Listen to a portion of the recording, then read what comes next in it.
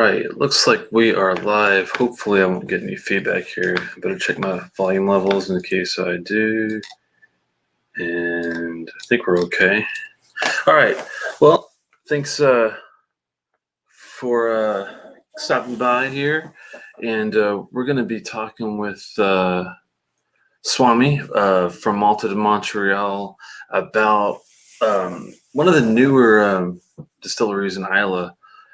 For Scotch called Kilchoman, and it'll be a fun one to talk about. We both have had lots of different tastes and variety from the distillery, so it's going to be, I think, a lot of fun to really dive into the details with that.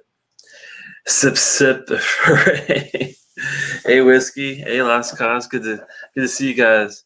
Yeah, I was just looking at some things, getting ready for the show, and it's funny, these first, this will be the 5th distillery that we have an in-depth look on for the year. And I've been kind of spoiling myself with these Islay/Campbelltown ones. They're really a lot of fun to do. Haven't hit any ones that really need a whole lot of work. So that's the good thing. And even though this is a younger distillery, I think that it's going to be, a fairly good marks, I think, across the board. I have a feeling, because I know Swami, I think, is still a fan. I haven't seen him in a while, and it's trying to think of how long it's been. Gosh, it's been a few months since I've really talked to him much, and it's good that he agreed to come on board, because of all the people that know Kilchoman, I'm pretty sure he knows the most. And he's had a lot of offerings I haven't even had before, and it'll be interesting. Oh, speak of the devil, I think I do see Mr. Swami, and let me get him joined up here, guys, and see if he's available to have a little chat.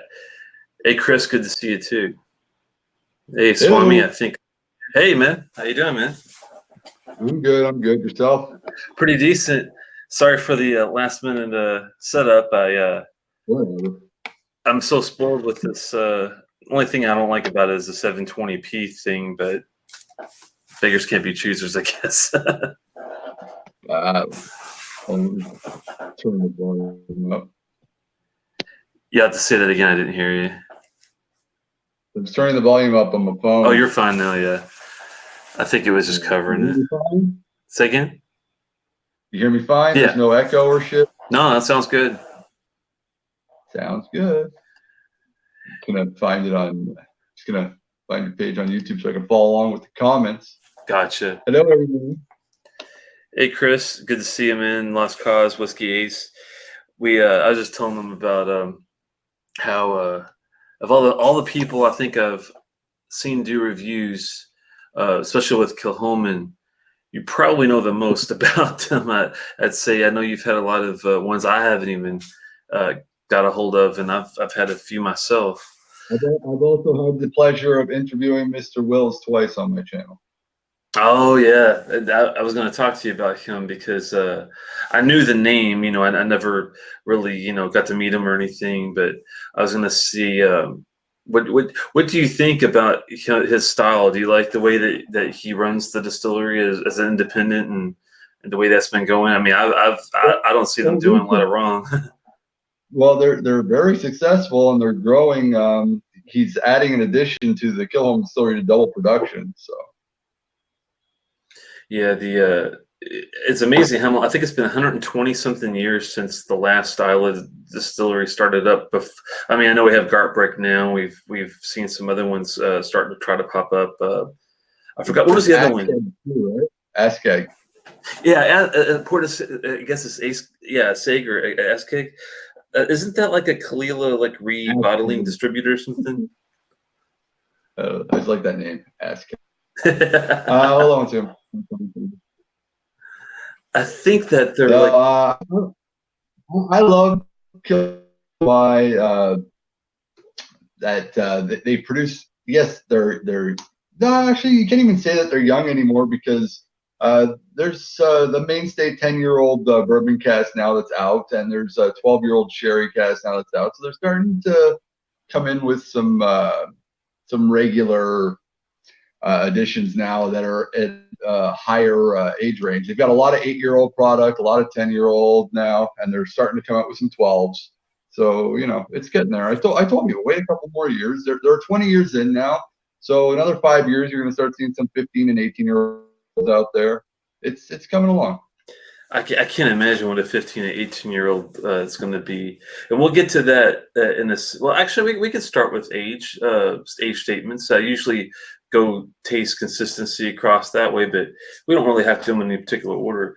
Yeah, I agree completely. That I was thinking about it tonight, and I thought, well, maybe I should just omit age statements for some of these younger distilleries because they would have a harder time. But come to think of it, they've had age statements from the get-go, like the 5-year for the. Yeah, but it depends on what you're talking about, because a lot of new distilleries that come out with age statements right on the get-go are because they're distilleries that either they've been open and they're reopening because they've been mothballed, or they're distilleries that are new but have bought in a bunch of product from an old distillery or have a bunch of barrels. That's how they're able to come out. Kilchoman, on the other hand, started right from the bottom. They came in, they made their new make spirit, and it took Anthony Wills about 3-4 years before he came out with his first introductory whiskey, which was the Macker Bay, and went along with that. So, yeah, they're legit with their age statements. I think from the beginning, I like the fact that they put a stamp for the year, distillation. I can't even say it. Year and they've always had. They do vintage statements, not age statements, but it's the same thing. It's not. There's no difference. And I appreciate that. You know what I mean? It's like, don't you appreciate the fact that you know what you're getting? You don't have to make that guess. Well, is it 7 years, at 5, that kind of thing? Yeah, but they're not perfect. Anthony Wills did go back on. He said the Macker Bay would always be 5-year product, and it would grow every year the distillery was on. Meaning, like once the distillery hit a certain age, the Macker Bay would end up becoming a 12-year-old product, which isn't the case. Now it's a no age statement to Macker Bay. So they have gone back on their word a couple of times. It's not all the time, but they're not perfect. Yeah, well, nobody is. That's why with these scores, like I do it 1 to 10, but I haven't given any 10s yet. Yeah, but I mean, for what they can offer, it's a tough one because of course there's not a whole lot of differentiation between the 3 up to, I guess they have they do have a 10 and 11 from Fish Hill, and about to do a 12 if they haven't already. I think they already have a 12 too, don't they? They have a 12-year-old fully sherry matured that's come out a while ago. They've done 2 releases of that 12-year-old actually now. Oh wow. They have a 10-year-old that's been official for about 3 years. It's their bourbon cask strength.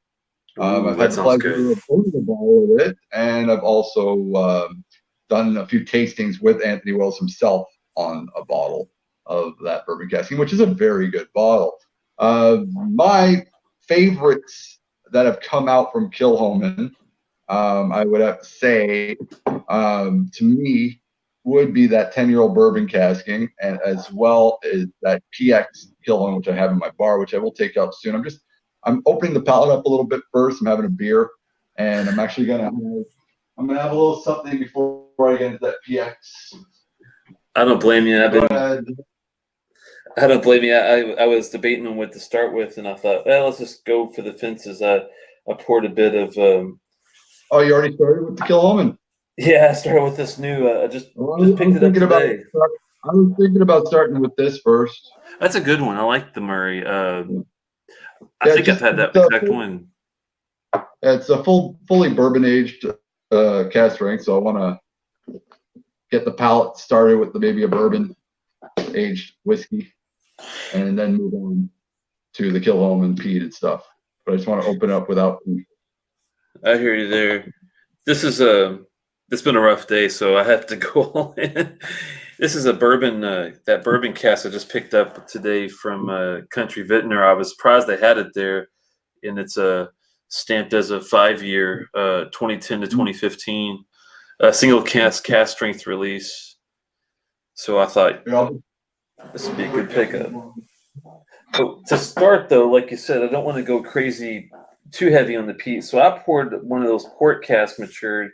Even though I wasn't the biggest fan the first time, I thought, you know what, let me give it another try and see if it makes a difference and go on. Did you ever have a Kilchoman that really turns you off completely? Yeah, Or a couple that I'm not a fan of. I'm not a fan of the Saneg at all, and I didn't like the rum cask or the Sauterne cask. Oh wow, okay. Not that yeah. No, I can't make a comment on the rum. That's that one I haven't done yet. And rum casks are kind of tough, I think, for Isla, because I wasn't a big fan of the Ardbeg drum either, and I'm the biggest Ardbeg fanboy you probably would ever see. But the drum didn't do it for me either. But yeah, this port cask was the only one that really it didn't click for me. I did like the Sauternes though, surprisingly though. But that I've heard mixed reviews on that. Some people like it, some people don't, kind of thing. I found it underwhelming. Not I just didn't find it typical brash Kilchoman self like the anniversary edition 8-year-old, which I really, really love, which is essentially the Mac-Year Bay, but at 8 years of age. See if they could do that and just produce the Mac-Year Bay at 8 to 10 years of age. I'd be extremely happy. I love that bourbon, 60% bourbon, 40% sherry split. The classic style of doing whiskey, you know. That's the perfect blend, yeah. And if they could do it, you know, at an 8-year of age instead of 3 to 4 year age, it would be really good. Because to me, the Mac-Year Bay, I'm not a big fan of it anymore. I used to love it when it first came out. Now I find it's not as exciting as it used to be. It's still a good daily drammer, but it's expensive for a daily drammer, especially when it's 3 to 4 years. Yeah, this port one. I mean, I've let it sit out for a good 30 to 40 minutes, and it still is just I don't know. There's something with Isla and port casks. I just can't find a connection other than like maybe a couple of Fuigs I think that were done pretty well, but it's hard to find one. Yeah. So I see DH Stills in the house. What's up, DH? How you doing, Whiskey Ace? What's up, Chris Keaton? Now thinking of Kilchoman taste-wise, we'll just start with that. If you had if you had to give them a number between 1 and 10, I'm kind of close. I mean, I've like I said, the only one that's ever been kind of into me was that port cask, and I'm not a huge fan of the Mac-Year Bay either myself, just because of style. But across the board, they're pretty. I had to give them like an 8.5, I think, for taste. I was thinking 9, but I'm not sure if I would go that high. But what do you think as far as that? I think Kilchoman, what I love about Kilchoman, and I'll tell you why I'm such a big fanboy of Kilchoman, is because I was a huge Bruichladdich fanboy down back in the Jim McEwen days and the PC, especially the PC days, not the Port Charlotte days, the PC days. People all those numbers, yeah. Don't understand. There's Port Charlotte and there's PC. Okay, PC was before Port Charlotte, right? It just marked PC and then the age statement next to it, which the was number, yeah. And, I want to collect those. I haven't tried it yet, but I want to collect those eventually. PC5 was what got me into whiskey. All right. Really, like I was drinking before, but PC5 is what got me into buying higher up whiskey, pricier whiskey, and things like that. And outside of the Glenfiddich and Glenlivet stuff, you know. So Rockside Farm was at the time what Bruichladdich used for their barley. Kilchoman, when I tried the Mac-Year Bay the first time, made me think of PC5 the first time. So it reminded me of old school Bruichladdich. The classic, old school Bruichladdich. All right. And I could taste that new make, and it made me think of PC5. And I was like, okay, I like this stuff. And I didn't know at the time that Brookside Farms was Kilchoman's farm, and they were sharing with Bruichladdich. Oh, okay. And then finally, Kilchoman bought the farm, so they own the barley outright. So Bruichladdich no longer uses it, and you can kind of tell. As much as I still love Bruichladdich, all right, Bruichladdich is still in my top 5 favorite distilleries. I can see that there, especially now Adam Haddett being at the helm and things are changing at Brookladdy, you can kind of see a drop in what was Brookladdy. It's no longer the Brookladdy of Jim McEwen, and it's no longer the Rockside Farms Brookladdy. So there's a difference. Kilchoman kind of gives me a bit of a nostalgic taste profile from those days. Yeah. Of Brooklyn. So that's one of the main reasons why I'm such a big fan of Kilchoman. People want to know. Hey, yeah. Oh snap! It's Swami. Yeah, it's been a while. How have you been doing? And what have you been thinking of as far as show stuff? If anything in particular? I've been going great. I'm just not hanging out with the Whisky fabric anymore. Doesn't mean I've disappeared. I still do my stuff. I still do my shit. I just don't hang out with the group. I hear you. Yeah, I do my own thing. So, I'm still doing my shows, reviews coming out every week, like always. Julien was on the show for a year. He's finished filming 5 last reviews with me.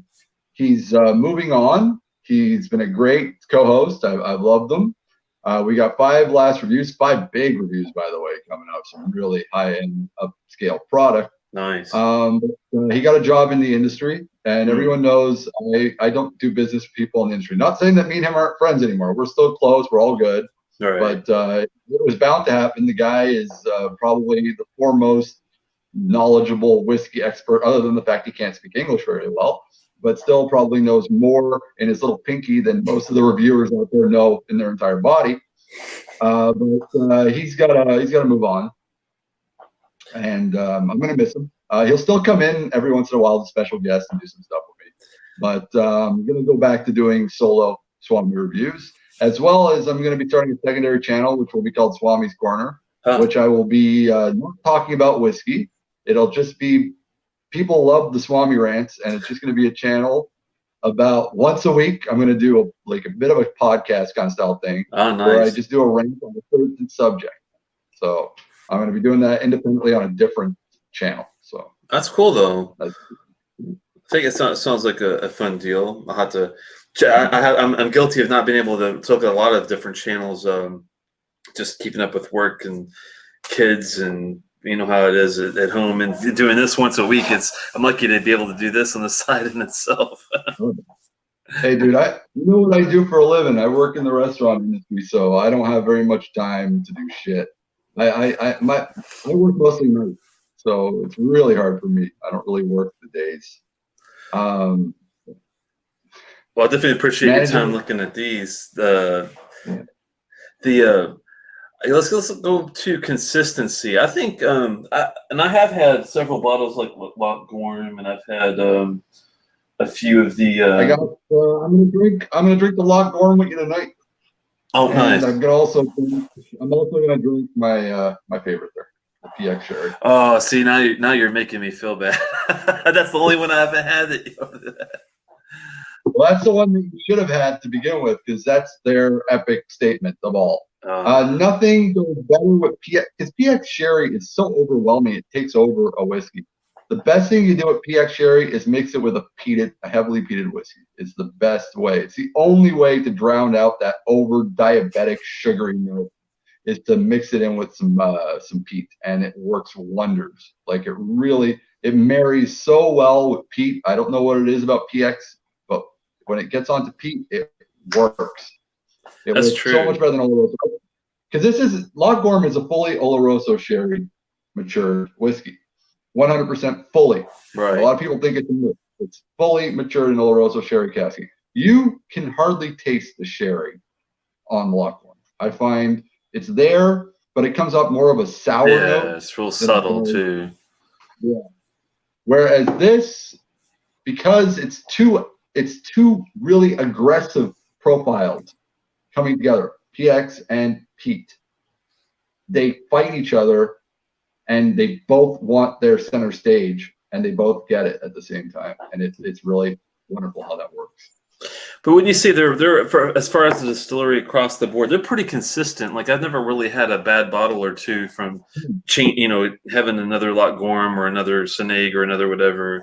it seems like they're pretty consistent when you say. Again, it depends on your taste profile because the Scotch test dummies were not fans of the log form at all, and a lot of people I know that have had the log form don't like the log form for some reason. And again, I don't get insulted by that. That's everyone has their different palate to taste. God knows everyone who watches me knows I hate 90% of whiskey manufacturers and distilleries out there. So. Well, I mean, not to say that you like it or dislike it, but what the product that you get, what I'm saying is it isn't always consistent. I hate them. There's no consistency. Yeah, Kilchoman's consistent, but most whiskey distilleries nowadays are pretty consistent in what they're doing.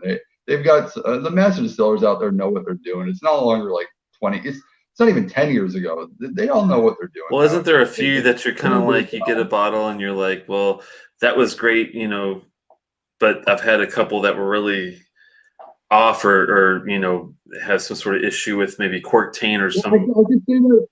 I could say that about the Ugadales from Ardbeg. The Ugadales are very hit and miss. One year is excellent, the next year is shit. So it's kind of it's hard to know what you're going to get. I don't really drink Macallan's. I know from what I hear on the 18-year-old, people tell me 1 year is great, the next year is bad. The only distilleries that I could think of that have inconsistency issues are mostly like the smallish independent ones like Edredor or Ben Nevis and stuff. But it's kind of romantic with their hit and misses because they're usually trying to do something different, and sometimes it works, sometimes it doesn't. But yeah, it's a hard thing to rate. I mean, I agree with you there. One thing I think you have to say about Kilchoman is it has great variety. They don't shy away from experimenting with different casks and different maturation processes and things like that, right? And they use high quality casks. That's the one thing I got to say about Kilchoman. Kilchoman does not cheap out on casks. Anthony Rose is a very egotistical man, like most really rich people are, and he does not want his name sullied by using cheap shit. The guy buys all his bourbon casking from Buffalo Trace. All his bourbon casking from Buffalo Trace.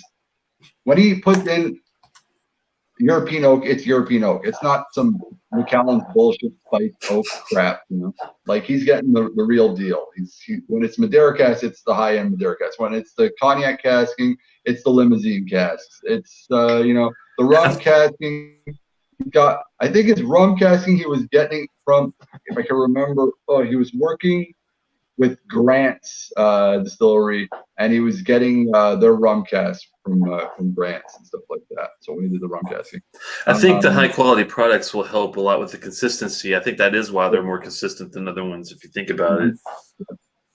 But variety. I mean, it's hard to knock them. I'm sure as soon as they can offer a 15 and 18 year, they'll be all over it, like they have, when they got to the vintage statements and things like that. So it's really hard to knock them for something like variety. And we already talked about the age statements being there pretty much. As vintage statements. Yeah, I guess it's hard to. For the most part, not all of them have vintage statements, but 99.9% of their bottles have vintage statements, which is the best you can ask for nowadays from a distillery, considering that a lot of them are. Well, I don't know actually if I can even say that, because I think a lot of distilleries now are coming back to age statement because they realize that the no age is maybe not working. The one that isn't going to age statement seems to be the one that complains the most or tries to be as proactive as possible, and that's Compass Box. That's true. That's weird. They were the fighters. They were the fighters against not being able to put a no age statement, but yet I noticed they are the ones that put the most no age statement whiskeys out there.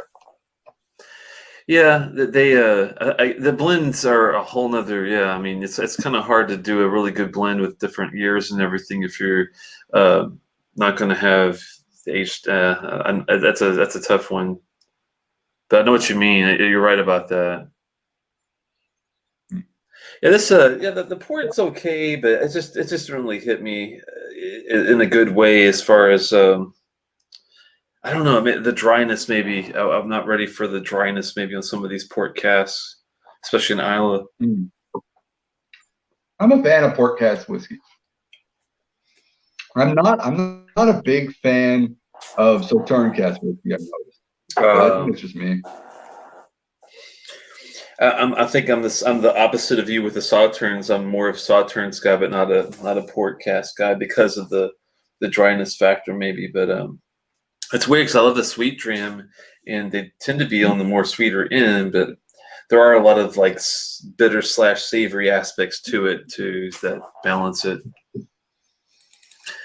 That Murray was actually not too bad, by the way. I'm liking it. I just got the bottle though, so it's literally just the topper that I'm at right now. So I'll have to let it open up a little bit more. Really good price though, like insanely good price for a cask strength whiskey. Is that the one with the Chateau Neuf? I can't say it. I'm a butcher of the French, but the red wine cask, the Chateau Put de Pouf or something like that. Put the poof. I can't remember how to say it. I'm not gonna lie. I literally just got this delivered to me 2 days ago from a certain store that I can't mention on YouTube. Anyways, I'm going to. I haven't reviewed it yet. I opened it yesterday. Had a little bit. I'm having a little bit today. The packaging is really good. The whiskey itself is pretty good. If that's the second one, I think it's the same one I had. Mikey, co-contributor to Malted in Montreal, is in the chat. How you doing? That's crazy.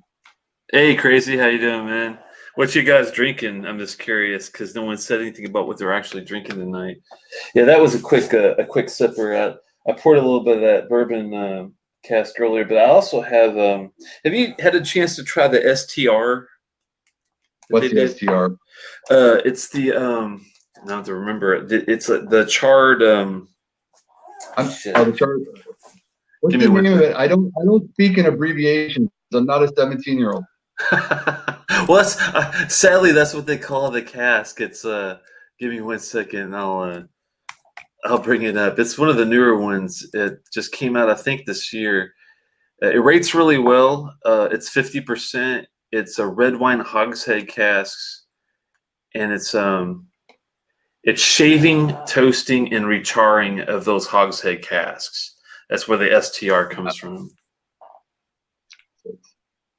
Is STR kind of like shaving, toasting, and recharring, and roasting, and recharring of the cask? Yeah, 50%. Total of 43 casks were filled in 2012 and bottled without chill filtration and all that mess at 50%. So it sounds excellent. I did have a little sip before, and it was really good. So if you get a chance, Swami, I would definitely jump all over this one. Unfortunately, I did not get my own bottle yet, but I've had a couple samples, and it's consistently there. I found as you've seen on my channel, I've reviewed 14 Kilchoman to date. I've gone through what I want. I know what I like. I know what my mainstay is, and for me, the Kilchoman that I'm in love with, but those are the ones I'm going to consistently buy, is the PX cask and the cask strength bourbon cask. The only one that I haven't tried yet that is coming very shortly to the SAC, so I will be purchasing that the second it shows up in Canada, and that's the 12-year-old Oloroso sherry cask. Ooh. So to be 100% Oloroso sherry, 12 years of age. I really can't wait to get my hands on that one. That's the only Kilchoman out there right now that I have not tried. That and the Fisheel, I haven't had a chance to try. That sounds excellent. That the 12 you said, I think, or 10 or 12 year, the Oloroso one. I can't wait. The other one that you said, which one was it? Oh, have you had any of the travel retail stuff like Cool Point or Saligo Bay? Some of those weird offs. I've been trying to find them, but they're hard to find. That's on my to-do list. I don't really do airports because I don't fly, so I don't really buy the travel retail stuff. I literally will fly once every 5 years when my wife forces me to finally do a vacation somewhere on the plane. Do you have a way to order from UK by chance? Huh? Do you have a way to order from UK? I have a way to order from other places, but not UK. I order from one place that's in a different province that I'm not supposed to mention while I'm on YouTube because it's right. It's a gray line. I don't like talking about it because I don't want. Gotcha. We'll just erase that from your memory. No, I get really nice prices, and I want to keep that. all I'll say is that there It's are ways filling to up. get It's travel filling up. retail that's not through the airport. It's filling up my bar again, and I'm happy with the prices I'm paying right now. So I hear you. I'm just saying though, that keep a lookout though on some international ways that if you do have international ways or maybe extra provincial ways, there's some travel retail out there I've seen that's not necessarily always in the airport. Thank God, because that's a pain. So this Loch Gorm that I'm drinking right now has such a nice, robust, peppered beef kind of nose to it. Oh man, that sounds good. I like the Loch Gorm. I think that, certain people, again, it goes with palate, 46% ABV, unchill filters. It's 7 years, solely 100% Oloroso sherry casking in this one. This Loch Gorm is distilled in 2009, bottled in 2016. So very happy with it. It's been This one was a SAC exclusive. Say again. This one was a SAQ exclusive, so it was only bottled for. Yeah, it's been a long time since I've had the chance to have the Loch Gorm. That's one of the first ones I got next to the Marker Bay, and then went to the original cask strength and the vintage and red wine cask and some of those other guys. But yeah, thankfully it's even though you can't find them in bars typically. I mean, do you ever find them in bars up there in Canada? Probably not just yet because of distribution, right? I'll find Kilchoman in bars, but it'll be mostly in a whiskey bar. It's not going to be in your average everyday bar, but it'll be in. If you're going to a Scotch bar, they're in most Scotch bars in Montreal. They have a very, very good relationship with Quebec Kilchoman. Kilchoman releases most of their products to Quebec. There's a reason why I've gotten to interview Anthony Wells twice on my channel. He's in Montreal almost every 6 months. Him and his son come in here a lot, and we like every chance. I've been invited to all of his tastings, so thank you again, Mr. Wells. Nice. He's a really nice guy. He's a bit of a. It was funny because when we were doing the interviews, there was some cute girls at the tasting, and I noticed him wandering eye towards the women and like wanting to get out of the interview to go talk to girls. And I'm like, isn't he married? Anyway, nobody's gonna see this, but I'm not really putting him on blast. But typical older dude. He never changes his clothing. Yes, every time I met him, he wears the same clothes. Well, some people it's like the Steve Jobs syndrome. You're so busy thinking about other things that are more important. You don't have time to think about clothing. I think that's the mentality of that deal. I remember too, he mentioned to me, I got a new belt this time, and I was like, that's nice. Because every time I saw me with the same bloody shirt, he was like, look, I got a new belt. I was like, oh, okay. Yeah, thankfully in Maryland, I can speak for Maryland. Not so much maybe luck in Pennsylvania or Virginia. I have to ask some of the audience there. If any of you guys travel or in your state, like Dram, if you're still around in California, what's the availability like there about Kilchoman? I'm just curious because thankfully where I go, they've got those specialized bourbon casks like we were talking about, Swami, and they've got like all the different varieties you can think of. The only thing they don't have, of course, is the travel retail, but can't complain about that. They're really good about availability, I think, across the board. It's hard to really fault them for that. Yeah. Well, they're good with regional availability because they put aside casks for each region. So this PX is from Chicago. I was wondering how you got your PX because I've never seen the PX. That's the only one that I cannot find anywhere. Is that a Chicago one that you got? Well, it's a yearly release. It comes out every year in Montreal, but this one was given to me by what's his name again? Tom. Tom R. Oh, okay, yeah, Tom R's big guy in Chicago, man. He's like, I call him the KB of Chicago because KB's like that in New York. I met him when I was on my Route 66 trip, and he gave me this bottle. which was really nice of him. Oh, So nice. I appreciate it. Yeah, Tom. If I'm not sure if I know he has to watch after the fact usually because he doesn't stay up too late. But cheers to Tom R. If you're around, man. It's been a while since I've talked to you, but hopefully we'll catch up soon. We got Steve Connors joining the chat and Zach Andrews. Hey, Steve. Good to see you, man. Yeah, Steve and I are going to talk about Lafroig maybe coming up when he gets a little time. He's a busy little bee like myself at work sometimes, so it's hard to get the time to do it. But we're going to try to get together and chat a little bit about that. Now, when it comes to value, when you slap that Canadian dollar down there or whatever you're doing, and you buy it, you spend that $90, $100, or whatever you're doing. Don't you feel like you're really getting a good value when you buy a Kilchoman bottle? Depends. I think that I'm cautious when it comes to Kilchoman pricing. Right now, their pricing is borderline expensive. Again, they are artisan. They are growing again, as I stated at the beginning of the show. They are adding to double production. So I'm hoping with the doubling of production that I'm not thinking the prices are going to drop, because they're not, but I'm hoping that they maintain the price line that they're at. If they maintain the price line that they're at, I'm more than happy. To me, as long, because this is how I look at it, for a whiskey to be worth south of $200, it has to be a luxury whiskey. Once that $200 mark hits, it's got to be a luxury whiskey. It's got to hit every nail on the head, or I'm not happy.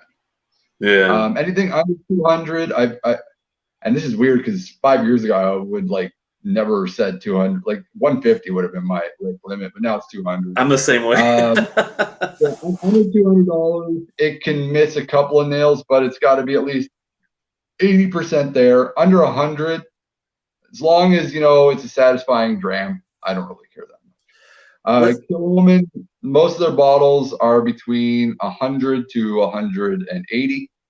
So I've yet to see a Kilchoman over 200 in Quebec. I know outside of Quebec, I've heard they run pretty expensive, but in Quebec, they've managed to maintain under $200.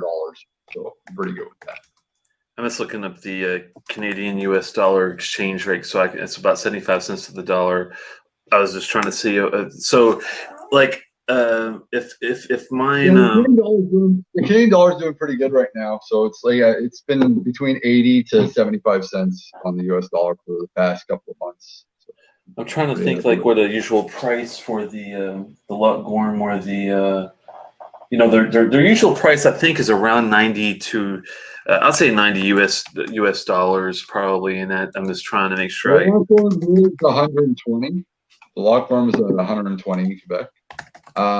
The PX sherry cask that I like so much is at 160. So that's a bit more of a pricier object. But again, it's a cask strength whiskey, and it's absolutely divine. So I'm willing to pay the 160. It makes me very happy. So yeah, those we got Loch Ness in the building. Yeah, Seth McMahon and Loch Ness have entered. Hey, Loch Ness, good. PX. Yeah, I sent Loch Ness a sample of the PX sherry. He goes, PX sample I received from Swami was fantastic. Thank you, Swami.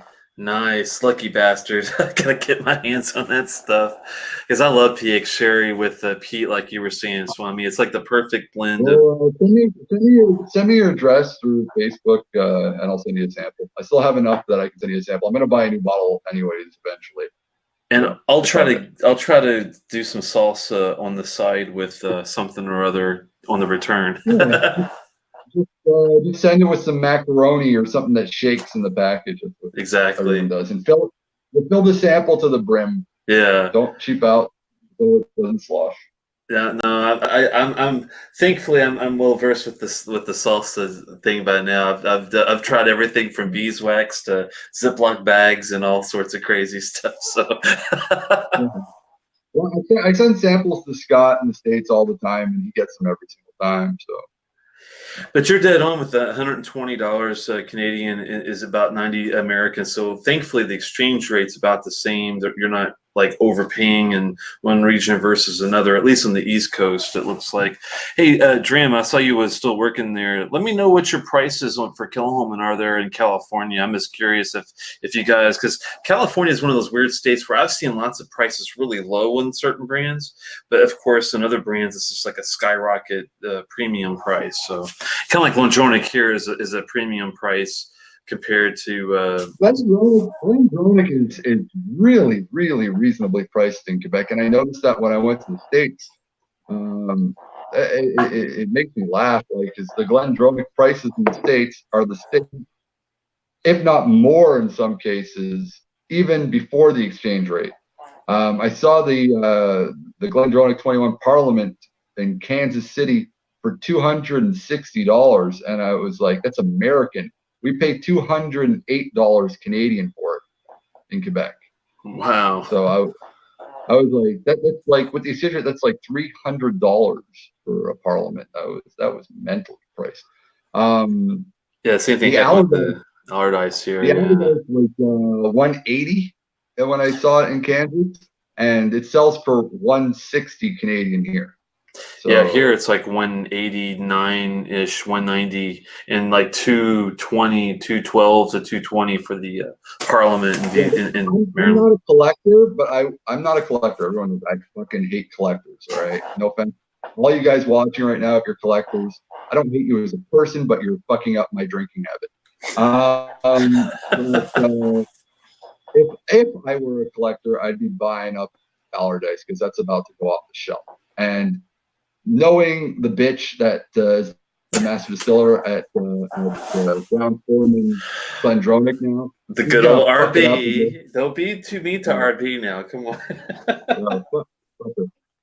She's gonna mess that shit up. Her runaround will be like, well, now it's a Madeira PX Oloroso sherry mix with spiked bourbon barrels and whatnots, and well, hold on. Let me ask you a question.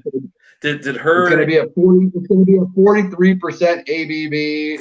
Get ready for it. Let me ask you a question before I know you're about to put the hammer gauntlet down. But do you feel a little better about her handling with the Revival 15, or does that still not make you feel any better about the situation? I wasn't in love with the Revival 15's new version. Right. I'm not saying it was better. I'm just saying that a lot of people thought it seemed like that they thought it kind of carried over. It's a lesser product at the same price. At the same exact price as a phenomenal product was. All right. If you're going to make a lesser product, put it out there at a lesser price. Yeah. They took advantage of the plebes that are out there that just wanted to see Revival because they're a bunch of collecting assholes again. And I tell you, you're assholes, you collectors out there. Anyways, if you drink, they were all jerking off, waiting for that 15-year-old to come back because they're like, "Oh, I'm gonna make so much money. I'm gonna be putting this on my Facebook group in a week, and I'm gonna sell it. I bought it for $108, but I'm selling it for $260 because there's a bunch of dumbasses out there that don't realize." Does that really annoy the shit out of you that these guys now are selling product that are still in the stores? Oh, they're not even waiting for it to sell out of the stores, and they're already doubling it. I had some asshole 2 weeks ago try to sell me a Jack Daniel's barrel proof for $120 that he opened, by the way. And he's like, I only took a little bit. I'm not paying under. I'm like, it's $65 in the store, you dumbass. I was like, what the fuck is wrong with you guys? Patience. What's going on, Rocket Reviews? How you doing, brother? That's true, man. They're a bunch of greedy little pricks. Every single last one of them. Like, go buy stocks. Stop fucking trying to make money off whiskey. No, I agree. If you're not, I don't. As long as the collector is drinking their stuff, I feel like I'm kind of a collector because I like to try to get all of one distillery or at least one of every distillery. But whatever I'm buying, I am definitely enjoying every drop that I can get my hands on. Yeah. That's what whiskey's for. It's for fucking consuming. And if you can't drink it alone, invite some friends over. They'll thank you for it. Drink it with them. I got friends that hate the shit out of me. They come over my house and they're all like, why are you still buying bottles? You've got like 160 bottles. Drink them. They don't understand. Like, I'm like, well, I got to do reviews. So I got to buy them. And when I buy them, I open them to do the review. And, you know, I'm not an alcoholic. Exactly. So We can't drink it all the time. You know? And they're all like, well, stop buying whiskey. Just drink what you got. I'm like, I can't because I got to do reviews. They're like, are you making any money off of it? And I'm like, no, I'm making shit money off of this. Like, I showed them. I was all happy. I showed my wife. I was like, baby, I made 1,500 this year. And she's like, yeah, but how much did you spend on whiskey? I'm like, no. A little more. Like, like triple the price of what I made. But okay.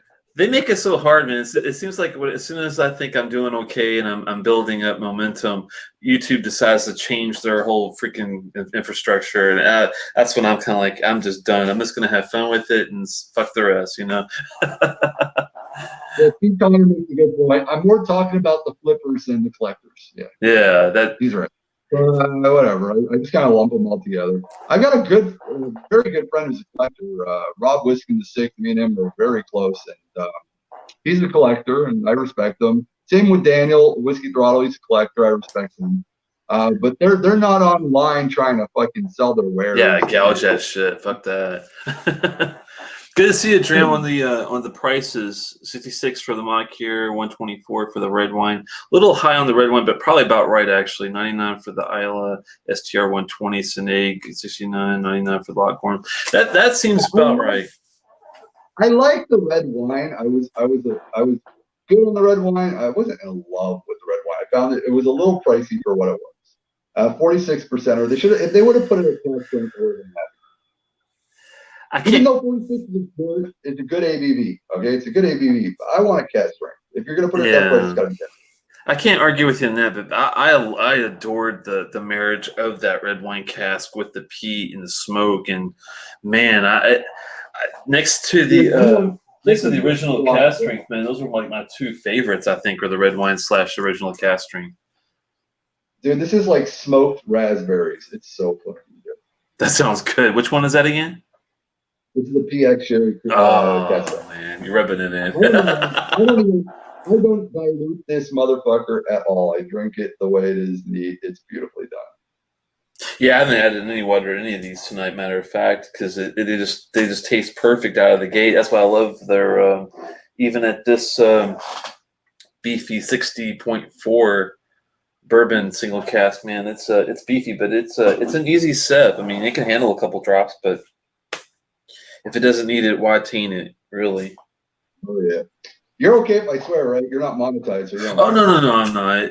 I had visions of that early on, but they quickly died when I never could break 300. Hey. The bourbon junkies, they broke the ceiling. All right. I started, of course, but the bourbon junkies have smashed that ceiling completely of swearing on Whiskey YouTube and Whiskey, she whines. They're swearing like crazy now too. I'm proud of those guys. That's my contribution to the whiskey community's channel. I'm very happy. They were like, if Swami can do it, we can do it, and they're doing it. And they're doing it better than I did. I'm telling you, those guys, they do it better than me. I have no shame in my game, but they do it better than I do. And I'm proud of them. They're good people. What you guys drinking there, Rock Gut and Steven? I didn't see earlier if you guys printed something. I know that I think Steven's still at work with Dram at the same time. Rocket's a newer reviewer I think I've seen recently. Yeah. He recently subscribed to my channel. I'm getting so many subscribers the last month. I did that 10 whiskeys to try before you die. That video is getting so many views. Like, because Rob invited me to do that thing, and I didn't think it was going to go crazy, but like it was like boom, like in less than 3 days, I already got 1,000 views on the video, which is unheard of for my channel. I don't have 30,000 subscribers. I'm still under 2,000 subscribers, so I was really happy with that. And only one thumb down, and I'm guessing I know who that was. Daniel Whiskey Throttle. Good old Daniel, man. He's got to bring me down to earth every time I put out a video. But I put out a really good one this week, which was the Octomore 9.3, which was very nice. Is it really good? What's the profile like on that one? Because the only reason I'm hesitant about a 9.3 is the 7.3 gave me too much of a durian fruit thing going on. I'm with you. I'm the point one guy. I love all the point ones of the Octomores. I'm in the minority. I'm a point oneer. The point threes are always either extremely way too peated, and it's not that I have anything against peat. It's that I need roundness in my whiskey. I need it to, give me, especially at the prices that Octomore are sold at. I could get peated. I could just buy an Ardbeg 10 if all I wanted to do was just grab some peat. But the point threes are always just extremely peated. And I know that there is wine cast maturations in the point threes, but you can never taste it. It's really hard to get any of that wine casting because that ppm is always at 300 or something like that. And it's just like, there's a bunch of people that pretend that they get that wine casting in there, but you know me for a long time, Telex. I'm a very honest reviewer. I don't pretend to taste things that I don't taste. And I don't pretend to know things that I don't know.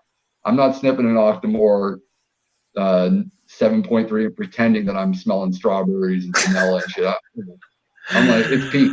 Man, it was peat with a shitload of durian fruit. I swear to God, that was the first thing that hit my brain was durian fruit. That's how bad it was. And I love peat. You know, like yourself, I'm a huge fan of the 169 ppm, 200. Keep it coming. But that one was just off-putting. The 7.2 was pretty good.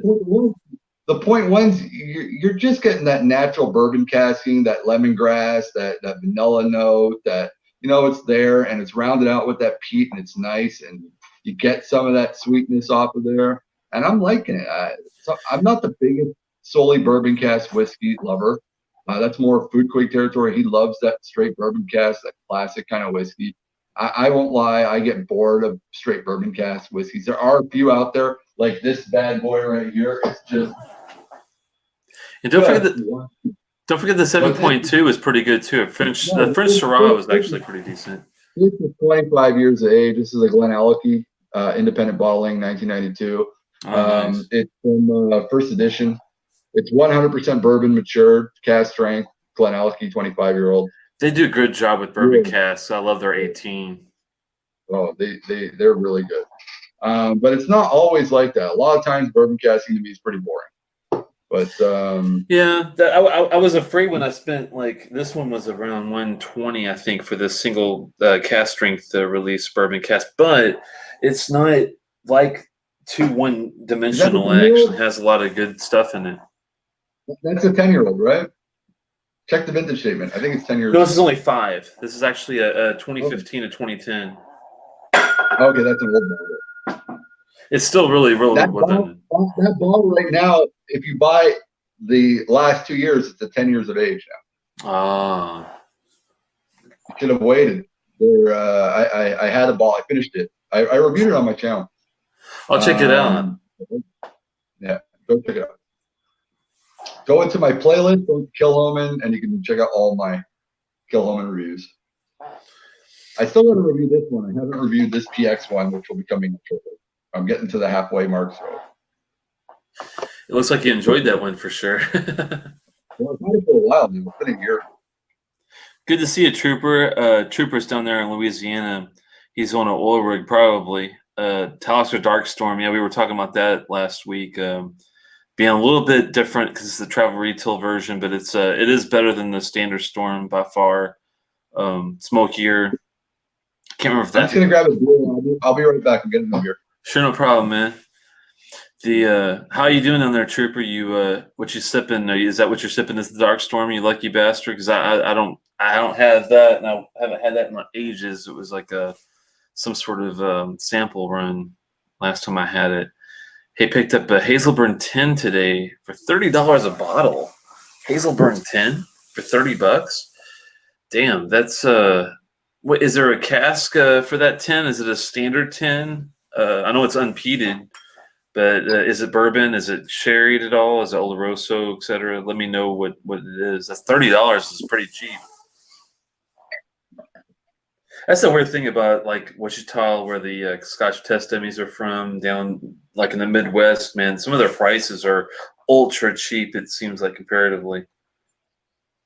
And I don't get it because you think you'd have to, the stuff's coming in either to California or New York or probably, I'm sure, a Canadian port up there on one or each coast.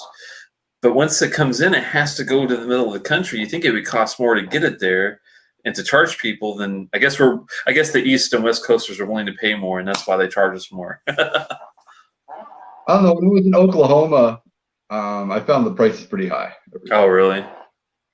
I didn't find them that inexpensive. When I got to California, I guess because I got ports, I found that the prices were pretty cheap. The New York State, not New York City, but New York State's got some great prices, and same thing with New Hampshire. New Hampshire, yeah. Insanely good prices. I think it has something to do with their price / tax structure, because I think it's one of those states that, like Maryland is, where per county it's one of those that change, but don't quote me on that. But yeah, I have noticed like New Hampshire is not a bad place to get stuff if you can. It's just a lot of mom and pop liquor shops. That's what it is. A lot of independents, not those toll lines and the big box stores. A lot of those little independent mom and pop shops, they don't know what the prices really are. They're not really checking and keeping up to date, so they're pricing them 5% above what they paid for the bottles or something like that. They're just trying to get them out, and they'll always have like sales on bottles that they're trying to get rid of them. Yeah, usually not the expensive stuff. The expensive stuff is usually priced pretty high, but like I remember just recently I went to Vermont 2 weeks ago, and I forgot to bring something to drink, and I bought a bottle of Naked Grouse for $20. And I was like, just a drink while we were up there. So pretty happy. Looks like it's let's see. I had to get the price check to make sure I'm drinking a Tomatin Pinot cask. Huh? Pinot Noir. Is it Pinot Noir? Pinot Grigio? Which Pinot? Noir. Pinot Noir. Pinot Noir. That's bad. The controlled by the state of New Hampshire. Yeah, they have a lock, I guess, on the prices there. Well, the prices are good. I'm pretty happy. Like I said, every time I go through there or Vermont, it's pretty damn cheap. Now let's bring us to the last category I usually like to talk about, and thankfully with Kilchoman, this is a no-brainer, pretty simple, easy, is the craft. And this is where I think distilleries like Macallan and Dalmar are going to get annihilated because of the craft, of the coloring, the chill filtering. Are you offering cask strength, whiskey? What are you giving us? And thankfully, Kilchoman just kicks ass with the craft. I mean, they came in at the right time. They came in knowing what they came in trying to get that 5% of whiskey drinkers that are like the artisan whiskey drinker, like the influencer style whiskey drinker. They weren't coming in looking for the airport shopper. So they right away came in. Most of their bottles, well, all their bottles are minimum 46% ABV, all unchill filtered, so they knew what they were doing. They were trying to attract them. And that's the funny thing about this bottle. When I first got it, I was looking at it and I thought, wow, that is light, but at least I know, I'm getting 5-year whiskey. I know what I know what it's supposed to look like. And then when I poured it, it has. I'm gonna pour me another glass. Matter of fact, 1 second. I already ran out. That's not good. I'll give you another look at it here after I put the cap on. But this, as you can see, and this, I've got a light like right on this. This is a really light color, but it's a nice, like a real heavy straw kind of color. And I appreciate that. I don't want it to look like a freaking, it's got like tons of Oloroso sherry in there when I know it doesn't have any sherry at all. Yeah. Well, like tonight we did a review. It's not out yet. It'll be coming out soon. A review on the Glenlivet 21-year-old. Ooh. Whatever. No, still, I know some people look down on like the Glenfiddichs and the Glenlivets and stuff, but I can appreciate, that they're trying. The redness on that that whiskey was just so fake. Like you're looking at it, you're like, my God, that is the reddest whiskey I've ever seen. And it, I was like, that is like, I didn't even mention the car review. It's like, I don't even want to mention how phony that is. It's This just just looked like a shitload of strawberries in it. I don't know what they did, but it was like the reddest whiskey ever. And I was like, yeah, I don't think so.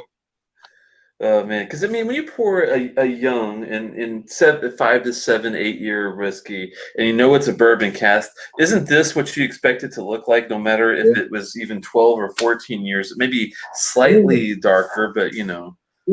It's a golden yellow. That's what you want. I mean, you don't want it to look like a Dalmore 18.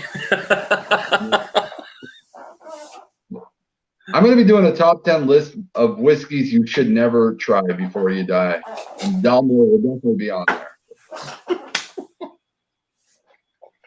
Which one? Sorry. I'm going to finish off the night. This is going to be my last round, but I'm going to stick around. Don't worry, we're going to talk for a bit. Oh, right, Kalila, nice. It's Gordon MacPhail, Kalila Isla, 2005, 13 years of age, gas strength, 52% ABV. First fill sherry butts.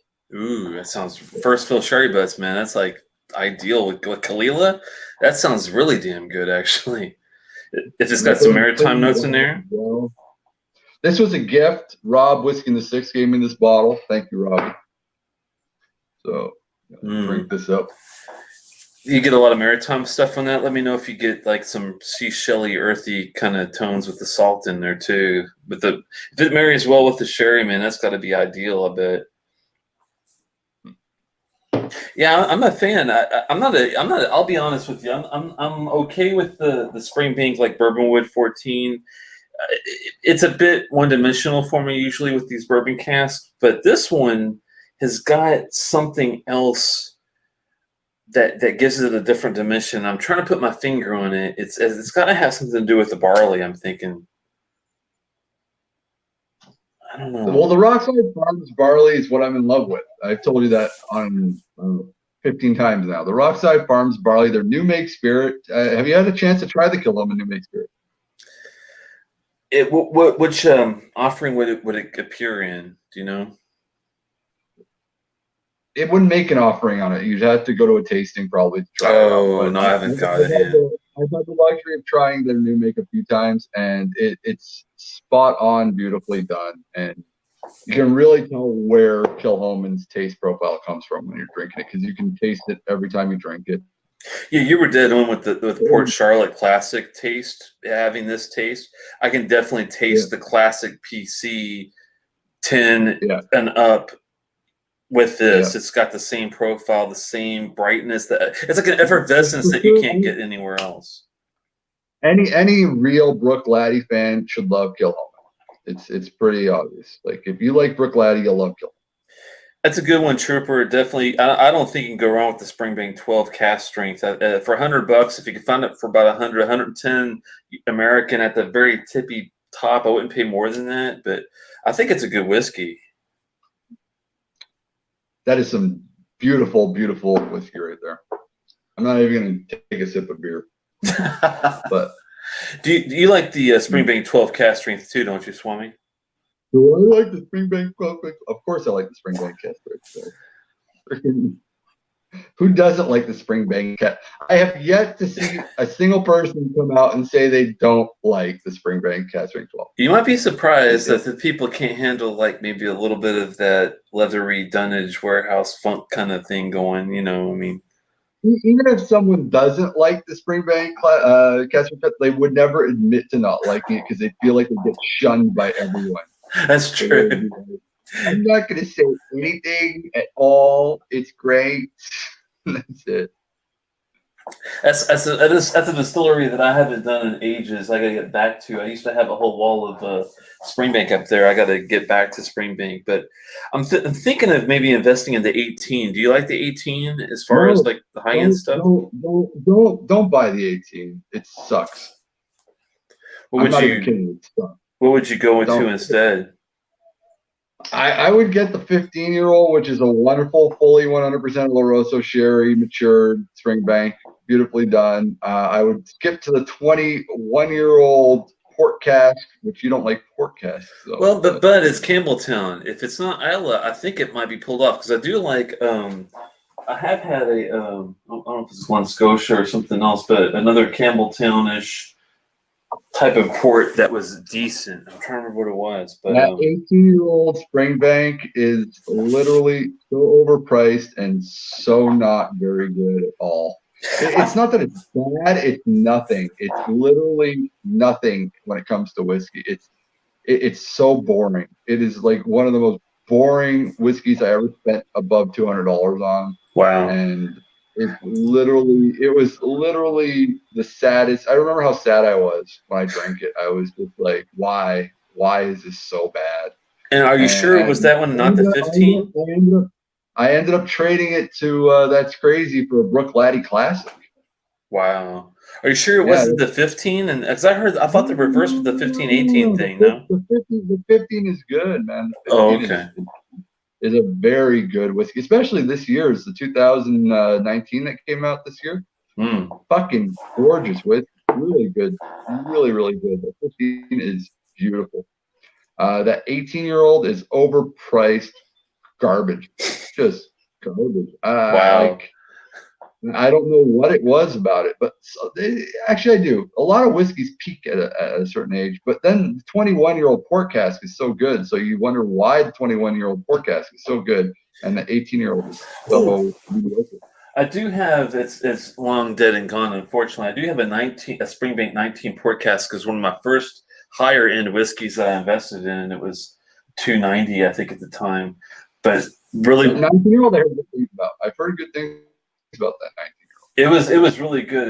It was like a reminiscent of like a Tomatin Decades, which has like a lot of really old make and newer make, but it wasn't. It was more of like the herbals, like the basil and like a thyme thing mixed with other flavors. It had a lot of herbals that balanced well with sweet, that balanced well with the leather, that balanced well with other things, and very complex.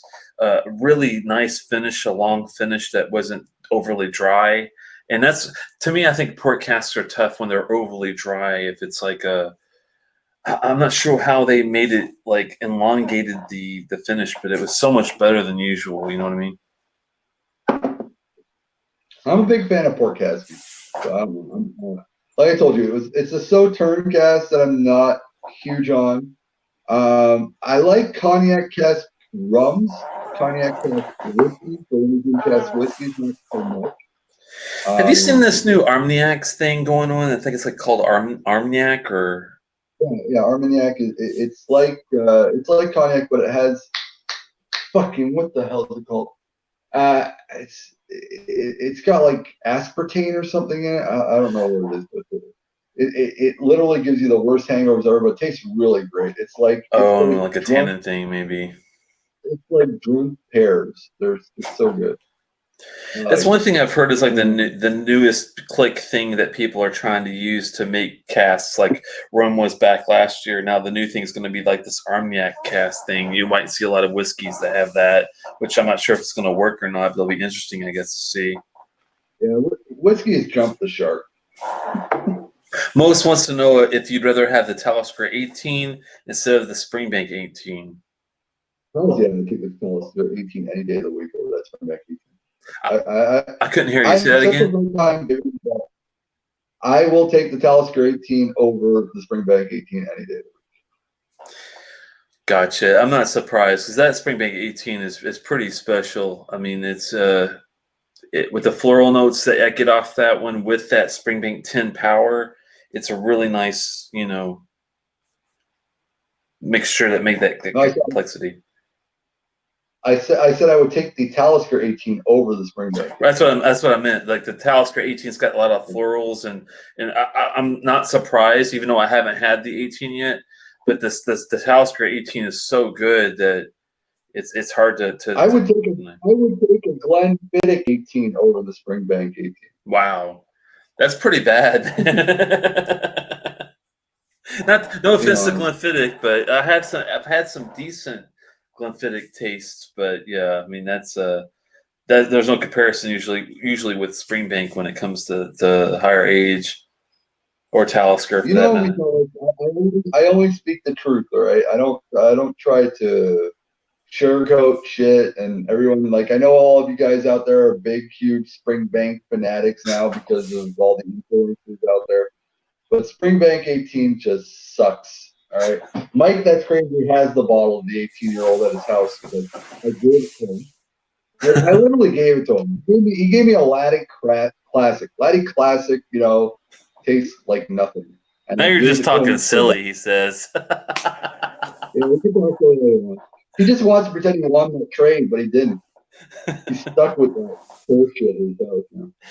Well, I'm sure since I gave it to him, he's probably drank it twice maximum since I gave it to him.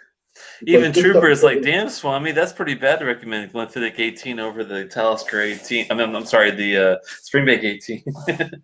It's bad. The 18 is not that bad. It just loses the Springbank funk. It's not just that. It's got zero sherry taste to it. It's got zero nothing. It's just, if you look up mediocrity in the dictionary, Springbank 18 would be there. Like the Wow. picture would be there. It's just so mediocre. It's such a just no arrival, no finish, no nothing. Nothing pops out at you. Nothing makes you feel good about it. Like you drink it, you're like, this is not a $200 whiskey. This just can't be $200. It's like the Deanston Virgin Oak. All right, and I like the Deanston Virgin Oak. I'm not saying it's a bad whiskey. I'm just saying the Deanston Virgin Oak is $60, whereas the Springbank 18 is $200. So fuck that. I know what you mean. I think I felt the same way when you get to like the 18 on some of the peated whiskeys. Once you get past 18, I'm trying to think of a really good example, like Lafroig's. I'm a huge Lafroig fan, I'll admit it. But once you get past 18, you get to the 27 and the 32 and all that shit. I'm like, is it really worth $600-700 for a decent peated whiskey for that type of year when you've lost all the glory of that peat? I mean, for that long. I mean, I guess you hope that it would marry with a certain cask with an extra 5 years or whatever. But is it really going to help it enough? The best Lafroig I've ever had, bar none, the best Lafroig I've ever had is just the 10-year-old cask strength. There you go. Best Yeah. Lafroig out there. Kills all Lafroigs. No, there's not even close. The only one that comes close would be the quarter cask, which costs nothing, and it's delicious. I mean, is the quarter cask even on the market anymore? Is it done? No, it's still out there. It's still part of their core. Their core is the select, the 10 cask strength, the quarter cask, and the triple wood and the lore. That's like their. We don't get the Lafroig cask strength 10 in Quebec. I have to, when I go to the States, I drink it when I go to bars. They have it there, and it's fucking beautiful. I love that stuff. Yeah, it's hard to find, I'm sure, outside of United States and in certain areas, but it's definitely well worth it. I mean, usually here it's about 70. It could be as high as 80 American dollars now. I've seen it. I'm getting some questions. I want to say pretty quickly. As much as I don't really care, I don't even want to say I hate the Springbank 18-year-old. As much as I don't care about the Springbank 18-year-old, that Longrow 18-year-old is so good. So it's just weird how good that Longrow 18 is and how basic that Springbank 18 is. It's just like two different directions. Do you consider Longrow and Hazelburn part of the Springbank distillery? Like if I talk about Springbank, they're made in the exact same still, so just seasonally done differently. I find that Hazelburn has been rocking my socks off as of late. Like every Hazelburn I've had, other than the 9-year-old Barolo cask, exactly, has done wonders for me. That basic 10-year-old Hazelburn is a very good whiskey. I'll agree. I 100% agree with you on that. Barolo cask was the only one that I tried it and I was like, but everything else has been spot on. Sorry, man. Go ahead. I've only had about 4 Longrows, and every single one of them have been wonderful. And I'm talking about, I've had the Longrow, no age statement, just your basic Longrow. It's great. Isn't it strange? I Well, never had a long roll yet. I need to try one. I love Springbank, and I love even some of the hazel burns, like I told you. But I'd never tried a long roll yet. Is the 18 red like the one to get? I haven't had a chance to try the 18 red. Mike, that's crazy, has a bunch of the long grow reds, but he's a pussy and won't open up any of his bottles. Oh, come on, man! You got to open one. Mike Crazy. Mike is going to be coming soon, though. We're going to be doing an Old Forester review together very shortly. Anything I've had from Longrow, I've been happy with. That's all I've been. Longrow has made me very happy. Springbank, for the most part, has made me happy. The local barleys are hit and miss. The 16 local barley was pretty good. The 11-year-old local barley was way overpriced. The 9-year-old, I didn't even bother reviewing. I didn't like it at all. So, Springbank though is going in a direction that it's going to go with evolution. It's become the big boy on the block now. People love it. The influencers are pushing it like there's no tomorrow. Prices are going to go up and up and up and up, and they're going Macallans. They're no longer going to be making. They were never cheap. Springbank was always been expensive, but now they're becoming retarded with the prices. It's like, fuck that. I'm not buying it. Yeah, when I saw a 19 Cherry recharred cast the other day, and they wanted $300 from, I'm like, geez, man, can we get away from the $300 stuff? Sorry, man, go ahead. I love Mike's comment. Don't ask for any of my black arts next time you come by, brother. Mostly, yeah, I'm excited about the new Our Big Supernova. I've been lucky enough to have a little bit left, actually. I might have to shoot some of you guys, maybe a little something. The original release, the 2008 Supernova I've got back there. I haven't tried the newer one. I did that on my channel. I did a review of that, the original committee release of the Supernova. And it was okay. Wasn't a big fan? Well, not at the price tag that the secondary market had it at, $1,000. Right. But if you got it for $100, $120, like it usually runs like right at the beginning. Yeah. I would like it at that price line. I would even say 150, but it was like 1,000 secondary market price. Yeah. I got really lucky. A friend sent me a bunch of samples of Almost There, and a few other of the art bags, which were really well done. Those ones were really good. I was going to ask you if you've ever had the Almost There, the Very Young, the Still Young, some of those releases. And I never, unfortunately, I've not been lucky enough to partake, but I was wondering if you thought it was worth it. My friend Brian bought them when he went on his trip to Scotland, and he didn't open the bottles till last year. And first thing he did is he sent me a sample of all of them, and I did a live show where I tasted them, and they were really good. There were some good stuff. I'll have to keep my eye on those because you don't see them very often. I'm sure their secondary market price are crazy, but you never know what you might run into sometime. That Ano is really good. You got Trooper Henry saying he's drinking the Ano. I like that Ano. I really do. I think it was a great release from Ardbeg. I think they did a really good job on putting out something that's out there that people can afford, and it kind of gives you that Ugadale same taste for a lesser price, and yeah, it's a 46%, but it's really well done. It's a nice sweet peat. I like it because I get a lot of mint from it, a lot of really minty, real white, charred, not charred, white ashtray type of feel off of that dram.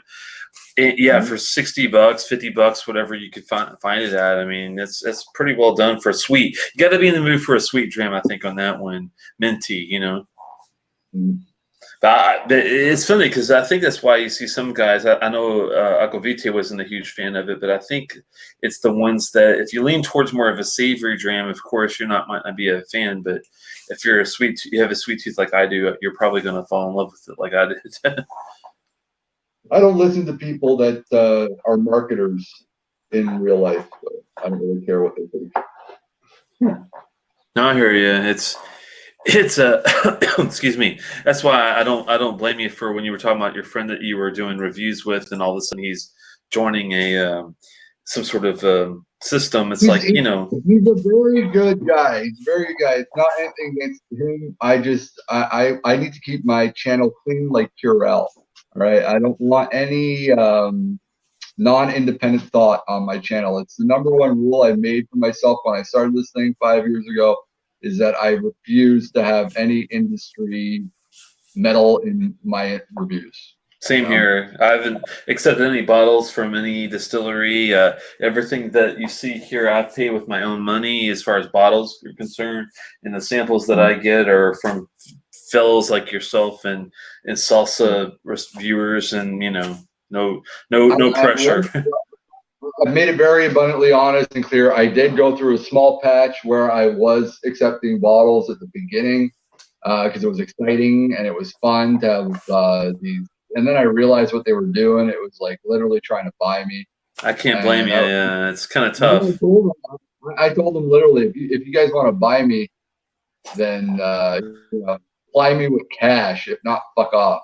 And I was like, I'm like these $1 million these $1 billion distilleries trying to buy me with a fucking $100 bottle. I was like, kiss my ass. Like, I could buy my own bottle. If I'm a fan of your stuff, I'd be willing to be an ambassador for you. But other than that, that's just not my thing. Hey, everyone has a price. Give me money. I got to pay the rent. I got motorcycles to buy, and I got take the wife out. Give me cash. Take your bottle, shove them up your ass. I don't care. Oh man. Currently, the other channels want to sell out for a couple of free bottles. They can do that. I'm an expensive bitch. I like Gucci. No, I hear you.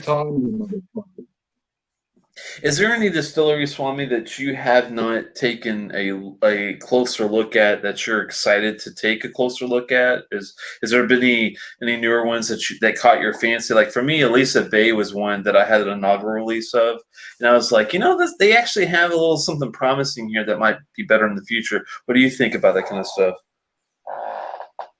Okay. Distilleries that I'm kind of excited to go through. It's more the bourbon trail. It's I've done Scotch. I'm about to hit my 200th review, and on my channel, as you can see, reviews are what I put numbers on. I'm not even talking about live shows. I've done 375 shows altogether. Wow! So I've tasted close to, in the 5 years I've done this channel, at least 300 whiskeys, at minimum. There's literally, unless they're like, we're talking about the $800 to $25,000 mark, there's literally very little whiskeys in the Scotch realm that I haven't tried. I got to get more into the Irish stuff. I got to start trying some more Irish. The Japanese, honestly, from what I've tried, it doesn't really fancy my palate, so I'm kind of giving up on the Japanese stuff. On the Irish side, are you excited? Have you gotten to like some Redbreast, some Middleton kind of stuff yet? Have you dabbled a little bit? I've only had the Redbreast 12 regular edition. I haven't had the Cask Strengther, which I hear is just an epic whiskey. Me neither. The 21-year-old, I keep on hearing that I gotta get my hands on. So I gotta try some more of that Redbreast. I've been more of a Teelings kind of guy. I'm loving my Teeling. They're really inexpensive and they're well done, and they kind of have that Springbank shit that everyone keeps on talking about. 46% unshell filtered and fully, Being a peated fan like myself, have you ever tried a Connemara? I've been excited to try it, but I've heard kind of horror stories about it. I was kind of nervous about trying Connemara. It wasn't anything crazy, but it's not priced crazily, so to me, it's fine. The regular run-of-the-mill Connemara peated, it's good stuff. It's decent. Okay. It sells for $65 here in Quebec, so I'm not going to tell people not to buy it. Try it out. It's good.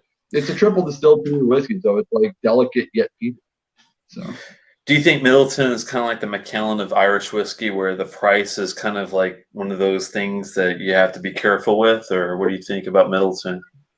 Or have you tried one of those before? I haven't tried Middleton. I've heard that's the one that people gravitate towards, but the price is kind of iffy. Proper 12. I don't. Sorry, man. Go ahead. Just saying, I haven't had very much. I haven't had very much. I'm a Scotch guy. I've been a Scotch guy my whole life. I'm kind of veering into bourbons more and more. I'm liking what they're bringing lately. I think the prices are insane because I remember all those bourbons 5 years ago were all $30, and now they're all at 100 plus. And they're not even really that old. That's the real weird thing about it too. It wasn't that long ago. That's what I'm trying to say. Like I remember, I tell people, I'm like that, like I look at the bourbon prices and I'm like, that Eagle Rare used to sell for $20. Like, and I'm not saying 10 years ago, I'm saying like 4 years ago. Exactly. It was like, now it's 70. I'm like, these are really high prices. Even Canadian rye, man, those things, you can get yourself a little Mickey, a Canadian rye for $10 back in the day. And the Crown Royal has jumped up $30. And God help it if you look at like Weller's or if you look at Blanton's. It's like God help you if you look at some of those prices. It's crazy, man. I used to be able to get that Stag Junior. It was popping off the shelf. I'm talking about there was so much of that product. It was literally the shelf would be there and it would be like on the edge of the shelf ready to tip over because there were so many bottles on the shelf. And this is like 4 years ago. You can get that Willet, the Eagle Rares, the Stag Juniors, the Pappy Van Winkles were like $80 to $90. Like they were, and those were like the high end luxury shit. Yeah. And I'm talking like an old grandpa. This is like 3-4 years ago, man. And it's like, yeah, back just 5 years ago, I bought my stepfather-in-law. He's unfortunately passed away now, but my father-in-law, I bought him a bottle of Pappy Van Winkle, and it was really cheap back in the day. It was under, I mean, it was like the 23-year stuff, and it wasn't even over $100. But now it's like you can't find it anywhere. It's insane. Oh, it's ridiculous. That's when I knew bourbon. That's when I knew bourbon officially got too expensive. Is when they started taking it off the shelves. When I noticed that they were just taking it off the shelves all of a sudden, and I was like, "Where's all the bourbon?" And it was like, "Oh, now it's all lottery. Everything's lottery now. It comes in like once a year, and they do these lotteries and shit like that, where everyone has to bid. You have to pay to bid. Pay just to buy. Yeah, it's crazy to pay to buy anything. To buy something." Fucking assholes, man. I'm like, really? You want to charge me for the right to buy your product off of you? It's sad. Yeah, exactly. Not gonna happen. I would never do a lottery. Like you couldn't pay me to do a lottery on liquor. I'm the same way. I wouldn't do it either. Stephen Connor is a good guy. He's saying that Middleton is the fucking bomb. And I've heard that from a lot of people. So I'm thinking it's probably worth a really close look on that. Not the very rare, but single cask and other special release. I think he's talking about the Lafroig stuff that we were talking about earlier. So, I mean, you think Scotch has jumped the shark, bourbon has jumped in the fucking moon. I agree. But I'm not saying it's weird that I would even say this, but I know there's a hidden agenda, right? It's Brown-Forman. There's got to be a hidden agenda. Right now, they're producing epic fucking Tennessee whiskey at epically beautiful, cheap prices. I'm waiting for the other shoe to drop because right now I'm like, I don't know how or why. Maybe it's because they just got so much supply that they can do these prices. Keep it up, Brown-Forman, with the Jack Daniels lineup because you guys are making me really happy. I'm drinking some epically good Tennessee whiskey for nothing, and it's really happy with that stuff. Have you gotten to like higher age statements with any of that stuff yet, or have you tapped? Is that an option? I've tried pretty much everything in the single barrel lineup, and as well as the double barrel proof stuff, and they've been all really well done. Even the stuff at 46%, really well done. Jack Daniels probably has so many barrels to pick from. I have not tried anything epically aged, like I guess you're talking about the Frank Sinatra bottle. No, I haven't tried that bottle yet. So I'm not going to spend $1,000 on a bourbon. No. But any of like if they have a 10 or a 12, 15, any, I'm not sure if there's. I haven't seen any Jack Daniels in Quebec at that at that age. But if I can see it at a decent price range, for sure I'll buy it. That's the tough thing. I It's think you'd like, have to go to Tennessee. it's a shame because I you think don't you'd have see to go that to Tennessee. stuff. Yeah. Yeah. I think you'd have to go to Tennessee to buy that shit. You have to go directly to the distillery in order to buy that stuff. Have you seen any Jack Daniels that are over 7 years of age?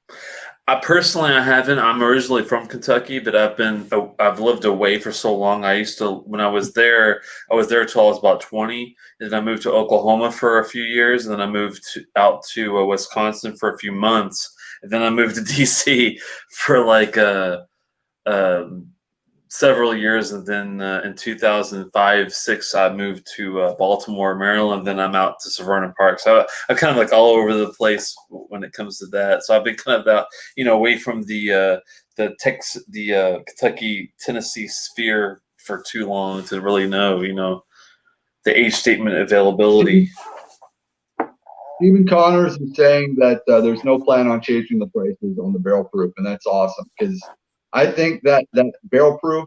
I know it's early in the year, and if you've watched my channel, you know that I've reviewed some epic whiskeys this year, some really expensive shit. Like we're talking bottles averaging between $300 to $600 on my channel.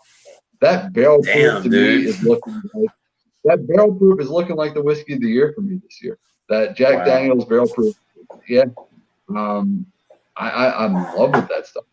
It's so reasonably priced, $60, and it's just a beautiful whiskey. Like I could drink that every day. If they told me, Swami, you have a choice to drink one whiskey for an entire year and that's all you can drink, it would be the Jack Daniels barrel proof right now. That would be get my hands on that then. It's really well done. Wow. I think King Kentucky is 15 years offering of Jack Daniels. It's their oldest. That's what Mostrin. Hey, Mostrin, how you doing? You see, just growing up drinking like sour mash and drinking it with like slush puppy when you're 15 years old. That was my thing back in the day, because we were just riding dirt bikes in the back of the woods and getting our sour mash and mixing it with our slush puppy and drinking it, kind of thing. That was what I grew up with, and coming away from that for so long. And hearing about how people appreciate that whiskey, I got to get back into it and actually give it a more proper, look, because I never really looked at it that way. It's kind of crazy how that works. Dude, I'm gonna have another drink. I thought I was done, but I'm gonna have one more with you, Telex. That sounds good, man. Yeah. I'm moving away from Pete though for my last drink. That's okay. I like that cabinet, by the way. That's pretty nice. I'm going right here for you, Telex. Oh, the Black Arts. Is that a 4, 5, 6? 6. Oh, nice. No, I'm very happy that you brought that out. The reason why is I'm only personally familiar with the 4 and the 5, and the 4. I've had all 3. I can tell you, I've had all 3. I've bought a bottle of every single one every year that they've come out. This is Adam Hannett's, though. This is the first. No, the 5.1 was also Adam Hannett. Jimmy Keelan's last one was before. I never had the 3 though. I didn't have the 3. Did you have the 3? I have not had the 3. I know they've had 1, 2, 3 before that, but the 4 was my first one, and the 4 is special to me because the truffle. I got like a truffle kind of a touch from it. You can still buy that 4, and I won't say where, but for $285. And I'm gonna buy a bottle. Once this baby's gone, I'm buying my 4 again. Yeah, I've always got to have the Black Arts. I'm loving it. It's my unicorn. Everyone asks, "What's your unicorn whiskey?" Means the Black Arts. I was stuck face like this. Yeah. Because I was like $280 for the 4. Are you crazy? Like $300 is like the ultra cheapest I've ever seen. $400 is usually the go-to for the 3 and the 4 now. I'm sorry, the 4 and the 5 now is like $400. So I'm surprised that you can find it for $280. That's insane. The 6 I got for $350. Is it worth it? I like it. I'm happy with it, but I would say it's more of like a $300 bottle, $280. I'm not disappointed with my purchase. I'm still loving it. It says it's cast strength everywhere. The only thing that I guess maybe because it's 26 years of age, it's 46.9% ABV. So maybe it lost a lot of ABV in Angel Share one thing I could think about. But it's the lowest cask strength whiskey I've seen from Black Hearts. So answer me but this. it does say it's cask strength. Answer me this. Do you get any truffle mushroom kind of savory notes from it at all? I'm just curious because I got it from the 4 and I really appreciated that.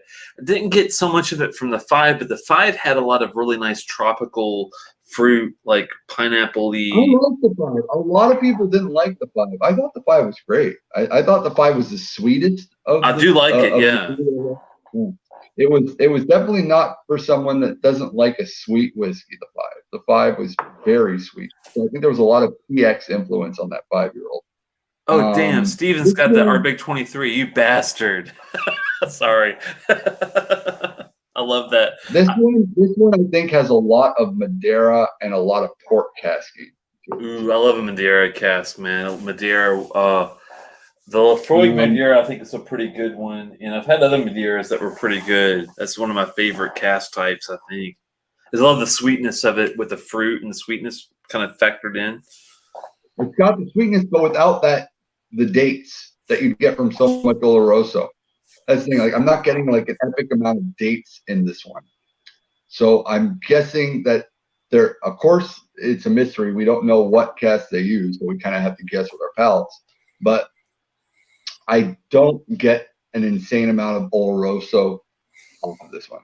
I'm getting a lot more of what I can only imagine is limousine cognac casking and port casking that comes off there. There's a lot of chocolate notes. There's a lot of deep, luscious, ooh, the chocolate, ripe fruits. Not nutty. There's not very much no nuttiness hazelnut or anything. Okay, indicating there's not very much Oloroso going on in here.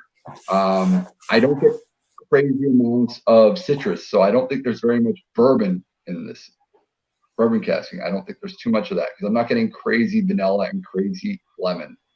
So I'm veering towards more of a port cognac limousine cask.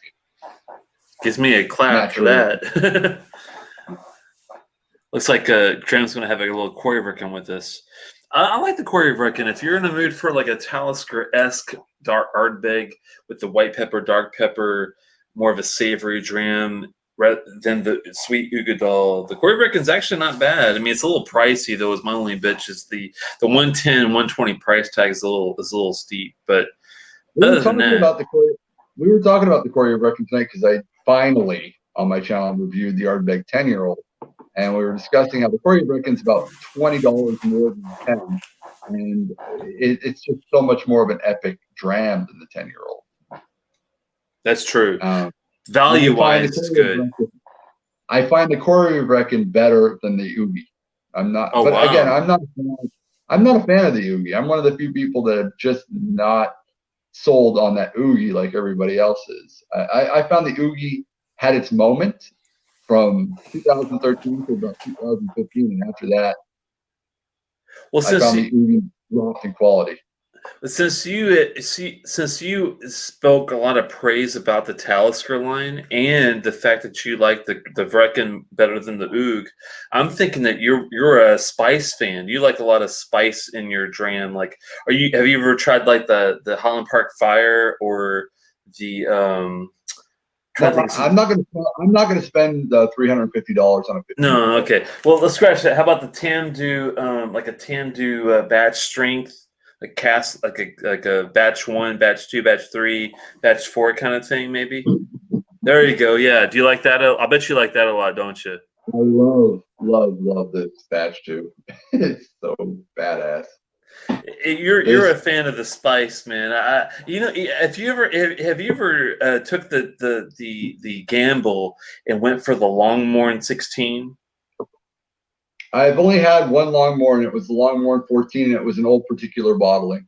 If you haven't tried it, I would definitely suggest to you, since you do like a spicy dram, and like this was like an Ethiopian sambusa. I'm not sure if you're familiar with like a sambusa or sambosa, but it's like a pastry. Are you talking about Zambuca? Yeah, like a spicy pastry dish.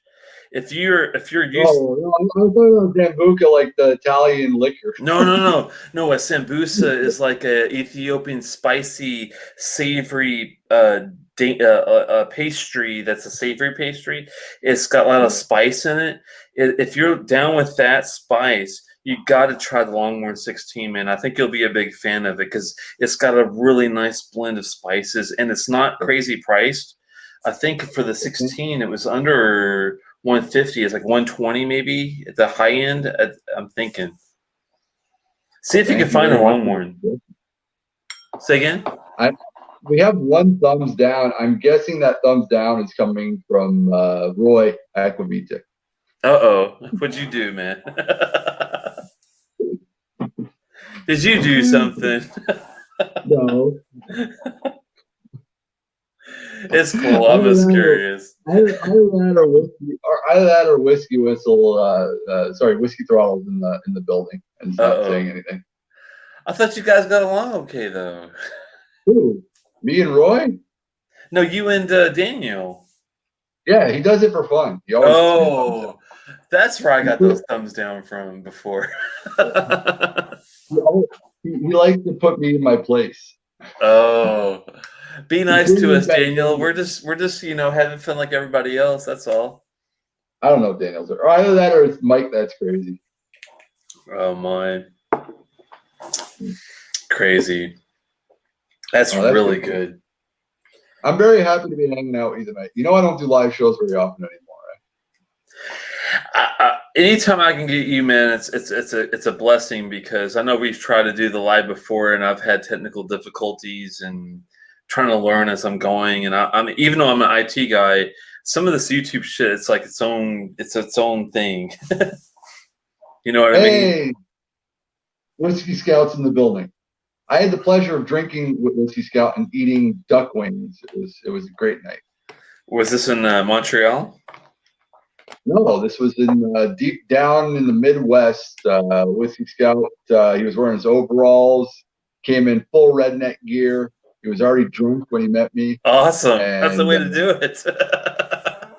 When I met him, all I heard was the deliverance music in the background. And doing the guitar combo, you gotta have it, man. He's like, Swami, if anyone causes any problems with you while you're on the road, you got my cell phone number. I'll get my cousins. We'll get in the truck. We got the shotguns, and we'll come up and we'll fuck them up. And I was like, thank you. Is he from Louisiana or Arkansas or something? No. He's Midwestern too. I think he's Kansas. But Scott, you're from Kansas, right? Oh, I'm from Kentucky. I don't mind a little Arkansas, Louisiana specialty there. It was great. It was a good time. We met a bunch of followers at. It was me, Whiskey Scout, Scott from Scotch Test Dummies. They completely ignored me and Scout and were just talking to Scott the whole night. They did tell me I had a really nice T-shirt. They said that you have the best designed logo of all the Whiskey Tube channels. But then they started talking to Scott the whole night, and me and Whiskey Scout just drank. Oh man, that's wrong. I'm out working, can't drink, but from Kansas. Oh, okay, cool. Well, a fellow, are you in Wichita like Scott and Bart, or are you in a different city? I'm just curious if you're like in Lawrence or one of those other cities down there. And Trooper Henry from Louisiana is having the Distillers Edition from a Talisker. Really nice chili catch. Yeah, I'm a huge fan of the Distillers Edition of the Talisker. I spent $82 on it. And for 82 American, I think it's spot on. I think it was like even though it's not like an age statement per se, it's got a vintage statement like you were talking about. It's like 12 or 13 years, I think, on the side, right? Showing up, I'm pulling what are they called? What are those two guys that were on before you? Wally and Drinking Caveman. What's their channel called again? The Malta Man Cave guys. Yeah. What are they called again? I'm pulling one of their like selfie poses with the bottles. The Malta Man Cave. Oh my goodness. Oh Lordy. I love those two. I love those two. Wally is literally the snootiest of all the reviewers out there. Is that is that a Keith's sidekick? No. Wally and Multi-Man Cave. Not Multi-Man Cave. Uh, Caveman. Whiskey Entitled. They're called Whiskey Entitled. You never Whiskey and seen Whiskey Title. Entitled? I don't think I've seen this one. I'll have to check him out though. Wally's brother and him used to have this channel called Scotch and Sniff. Now they're still Scotch and Sniff, but they're without Oh, the Whiskey brother. and Titled. Okay, gotcha. I love Wally. We talk a lot, but he's such a snooty guy. Do you like the Talisker Distillers Edition? The Distillers Edition? No, I'm not a fan of the Talisker Distillers Edition, and I'm not Really? a fan of the 57 North either. Oh wow. The Talisker I like is the classic 10-year-old, and that's pretty much my favorite of the Taliskers. And the 18-year-old is pretty good. Wow. Huh. I'm surprised that he wasn't up for the distillers, but yeah, it's the profile. I'm sure is a bit different across the board, and Yeah. I love the Kalila. I love the Kalila Isla Distillers Edition. I buy a bottle of that every year. That one's a good. That's one of the very few Kalilas I haven't had. So you're a big fan of that one, huh? Yeah, but Kalila gets a lot of shit from whiskey purists. They don't like it because of Kalila is one of the most mechanical driven distilleries. It's all machines. There's like literally two people in there, and their job is pretty much to oil the machines and get the machines to do the work. So a lot of people don't like Kalila because of that. Well, that's why I still gave him. If you look at my scores, I gave him a really good score because that's why I factored things like consistency in there. Because to me, even though they might suffer on something else like craft or availability or whatever, but they really nail it. Their availability is through the roof, and their consistency is going to be through the roof. What they're not going to have is heritage and tradition. Yeah, exactly. That's the only downfall. But they still, I mean, if you look overall, they still got a 7.5, which is pretty high. I mean, it's like a B plus. It's nothing to look down upon. That's for sure. I would say comparative to other distilleries that I'm sure when I get to McKellen, I get to Dollamore, I get to these, some of these distilleries that do a lot of, they're not so good with the craft. They're really going to suffer for that. You know what I mean? Steve Connor says the Kalila Isla 2019-22 is one of his favorite drams from this year. I'm looking here. 1 second. Let me go back. This is from Steven, you said? Mm-hmm. The Kalila 2019 Fish Shield. Wow. Man, I wish I had a way to. I mean, every once in a while I can order. Like I was able to order a Lagavulin 18 Fish Shield from last year.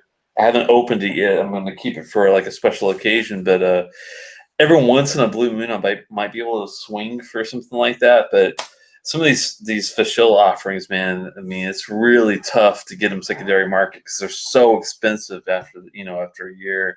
It's crazy. I don't really get. I've never seen a Fish Shield in Quebec, so I've never had any of the whiskeys from the Fish Shield. I am planning next year is going to be my Trans Canada motorcycle trip with me and my wife, because my wife just finished her motorcycle license. Oh, nice! Congratulations. She's buying her hog this year, so she'll be able to ride with me. We're going to do the Trans Canada all the way up, but we're not just doing Canada. We're going to go to Montana, nice. and Northern California and Seattle are the plans. So we're going to do all across from Montreal all the way up to Vancouver. And then we're going to turn back and ride all the way back. So when I did my Route 66, as you guys remember, I rode up, but then I took a plane back and put my bike in a truck. This time I want to do it the whole round trip. So next summer we're planning on taking a month and a half off, 6 weeks, me and the wife, 3 weeks to ride up and 3 weeks to ride back. Take her time, and it's going to be her first epic journey on a bike.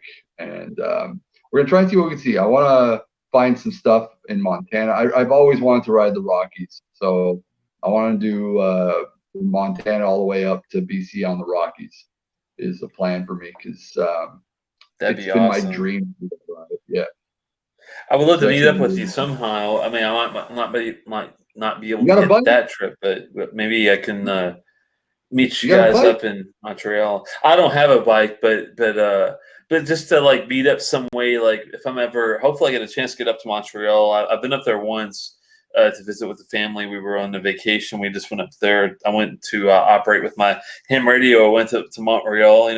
You know Montreal, right? Yeah, it's right I near. went up there and It's 20 minutes away from where I live. yeah, I just went up there with my ham radio. I had a magnetic loop antenna, and I was talking to the world from that mountain area. And people were looking at me kind of funny because I'm sitting down there with like a loop antenna talking to the world. But things like that's pretty fun. So if I get up there again sometime, hopefully, because we did love the food there. The food, if you guys in general, if you've never been to Montreal, the number one reason to go is the food is out fucking standing. I will I, say. I don't. I didn't want to say this, like, but when I did my trip across the United States, that's the one thing I was disappointed. So other certain areas were cool, but I just found everything so salted in the States. Like all the food was so salted. It was like lacking in flavor, but it was just everything was like over salted. And I remember me and Pierre were complaining the whole time. Like we were typical tourists, but we felt bad because I was like, dude, everything here is like gonna give me a heart attack. I was just like, why is there so much salt in everything Americans eat? I was like, you don't get to taste any of the flavor of the food. It's just salt. Here's the deal, Swami. You know this. The French are the supreme. They are the pinnacle when it comes Yeah, to food. And there's France, there's Montreal, Quebec. yeah, It ties together, and that's yeah. why the brasserie Well, we thought tea. so because we Do you know come the from brasserie the tea? province. Yeah, I don't want to be. It's just I didn't want to be snooty. Like there was good stuff everywhere. Like St. Louis, the ribs were amazing. When we went to New Mexico, the Mexican food was like top notch. California had amazing food. I ate so well in California, but like you can't always eat well when you're on the road. So you gotta like do the truck stops and all the rest of that shit. And I remember we were like the Waffle Houses and the Jack in the Boxes and the In and Outs and all that stuff. Because we heard all these good things about these places, and we're like, dude, this stuff is disgusting. No, you didn't. No. It was bad, man. But You, California's got some good eats. California, I ain't gonna lie, uh, food was epically good when we were in California. I tell you what. If you Las Vegas, the food was disgusting. Like literally didn't eat well the entire time we were in Vegas. Thought the food was so nasty. if you ever come to Maryland, I will hook you up. I promise you. Have you ever had blue Yeah, crab we got before? crab. Oh yeah, dude, I'm a crab fanatic, but I'm from Quebec. We have the same crab you guys have. It's just it's coming from a different spot. But I'm a seafood fanatic. I love my seafood. Snow crab, blue crab, soft shell crab, any crab, shrimp, lobster, langoustine. How I'm about down. how about Like I love. freshwater? Do you like freshwater seafood? Because if Oh you're yeah, I love all. My wife will tell you. I make crab cakes at home. I'll buy the crab but that's the funny thing about crab cakes. It's the only time that you want to use canned crab is for crab cakes because I don't know what it is. Canned crab tastes better than fresh crab when you're doing crab cakes. I if don't know you're why. do you like catfish? Have you ever had catfish I before? don't like. I'm not a fish guy. I don't like fish. It's weird. Oh, I only like one fish. I'm Italian. All right, I told you know this. I'm Italian. I was raised on bacalhau, which is codfish. okay. And a lot of whitefish. And my mom used to make pasta with squid ink, and I, because of that, I grew up not liking fish because I was force fed whitefish my entire life. How about how So about how about I can chicken? only handle one Do fish. you like chicken or Chicken I love. do you like chicken I love livers? You chicken. ever had chicken liver I love chicken. before? Yeah, I love chicken liver. Oh, okay. Well, if you ever get back into Kentucky, if you ever are traveling around Kentucky, let me know and I'll hook you up. We'll have to go and go to some really good restaurants in Kentucky, and I'll show you around Louisville, and we'll have a good time, man. Awesome. the Well, I want to do the Bourbon Trail, but those are trips that are coming up. Like Scotland, I want to do in 2023 is my plan because I want to do a motorcycle trip, so it's going to be expensive as fuck. Yeah. I want to do it completely alone. Like I don't want to have any friends with me. It's something I kind of just want to do by myself. I got a couple of friends in Scotland, some good guys. Rob is a friend of mine. He's in Scotland, and he wants to do the trail with me. And we're gonna meet up in Scotland and do it right. He's a crazy old school punker, and he's like me. I don't want to be around a bunch of snooty fucks that are part of the SMWS and shit like that. I want to do Scotland hardcore Swami style. I want to be around the people, and I want to have a good time in Scotland. I'm not there to snoot around and hang out in SMWS bars the entire time I'm there. I want to see real Scotland. I want to get into a couple of fights, have a good time. I hear you there, man. Trooper is asking, have you all tried the Lagavulin 10 yet?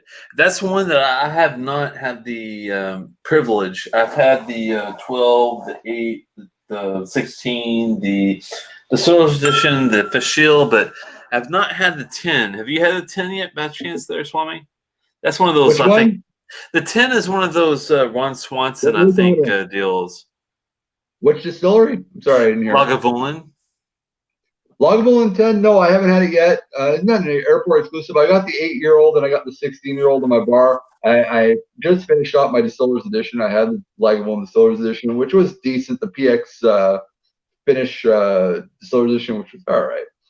I want to try the Lagavulin 10. That's on my to-do list, though. The 12-year-old I had 2 bottles of. I had the 2014, which I reviewed on my channel, and I had the 2016-year-old.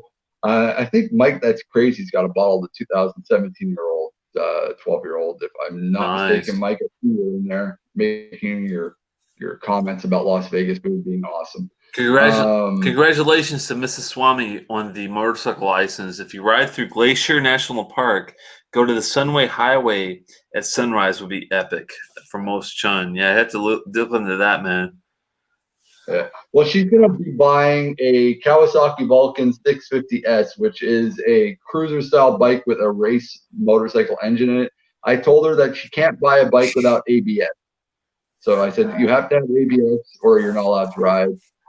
She's buying that one because it's got the ABS on there. And I don't want her to get anything that's too powerful. I just want her to get something that she can maintain a good highway speed. And we checked out all the bikes that were between 650 to 900 cc, and that one was pretty much crossed all the checks that I wanted. So she's buying that. She's all excited. She can't wait.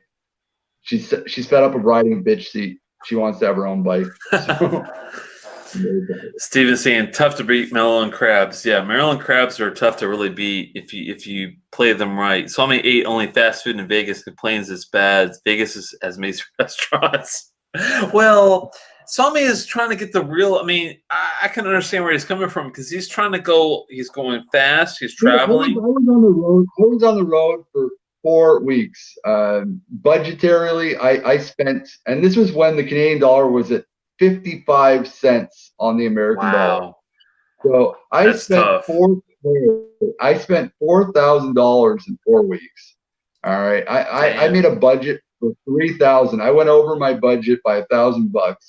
And by the time we got to Vegas, we were pretty cash poor, and we want to save some money for California. We ate what we could, and unless you got a lot of money and you're ready to go hang out at Bobby Flay's restaurant and all the rest of that shit. Bobby Flay. You're not going to eat well if you're not spending, $300 a meal. So, or Mike went to Vegas for 3 days, had a limitless budget. There's a difference. I was on a motorcycle backpack trip. There's a difference. If I go to Vegas for 3 days and have $2,000 in my pocket for 3 days, fine, I'll eat like all the shit I want. I got a question for you, Swami. Have you ever been to New Orleans? No, I have never been to New Orleans. Okay. Hold on. Okay. I consider you somewhat of a Frenchman in a way as being French Canadian, first off. Now, if you've never been to New Orleans, my friend, you have to go. You know why? It's the Why? food. Oh my Yeah. God, dude! The I've heard best about the food in the I've heard United about the States. The best food is in New Orleans, for God's sakes, man. Come on. I've heard about the andouille sausage, and they do it all up there. And I love spicy food, so yeah. But I don't know if I've done the South a little bit. I haven't done too much, but I've done Tennessee a long time ago, and I've been to Florida a few times, but I've never been to New Orleans. No, I haven't been. Have you My ever had wife really alligator wants. before, my friend? I don't want to eat an alligator. Oh, you do? Hold on. No, do you like roux? Do you like roux? Yeah, I make roux at home all the Okay, time. you like roux, right? Now picture this. The I did best. get sick because I was in the Southwest. I got really, really sick of biscuits and gravy. I It was understand that. everywhere. It I was understand. everywhere. I understand that, but now think of the best roux you've ever had. The best roux, right? With an alligator with some nice, perfectly presented rice. Oh my God, man! Creole style. Holy shit! Yeah, dude, I'm from Montreal. We're the kings of Creole. Do you understand? We have a 37% Haitian population. But They all still, go. it's New Orleans, The man. entire island of Haiti lives in Montreal. Mike, that's crazy. Will tell you. Like Creole is the. I could actually speak Creole. So Look, when my puto se quedó, all look, right, like look we at what speak Creole. craziness put. New Orleans has amazing food. I'm telling you, dude, you've got to get your ass to New Orleans. You're crazy to be a We Frenchman got and not to plantains. be in fucking New Orleans. Are you fucking insane? We got plantains and we got gratin in Montreal and we've got all the Creole food in Montreal. Oh, come on, man. Oh, we got to get your ass to Montreal. You'll love it. We got griot in Montreal. We got Oh, all that. you will love it. I'm telling you. Matboulet, Just 3 days. Just give it 3 days. matboulet. Just Oh, give just give it 3 days. Take 3 days. Take your wife. She will thank you. I promise you. She will thank you. You take her for 3 days to Montreal. Anniversary, some special occasion. You will not regret it. It's the most French influenced, perfectly done city in America, dude. It's spot my wife on. wants to go. She wants to go to New Orleans. It's one of the places Oh, she really the wants. music. I mean, the jazz, the Preservation Society, dude. You will not be disappointed. I promise you. You've got to go to New Orleans. It's imperative. I'm telling you, man. Oh, she will be on your better. You will thank me later. I promise you.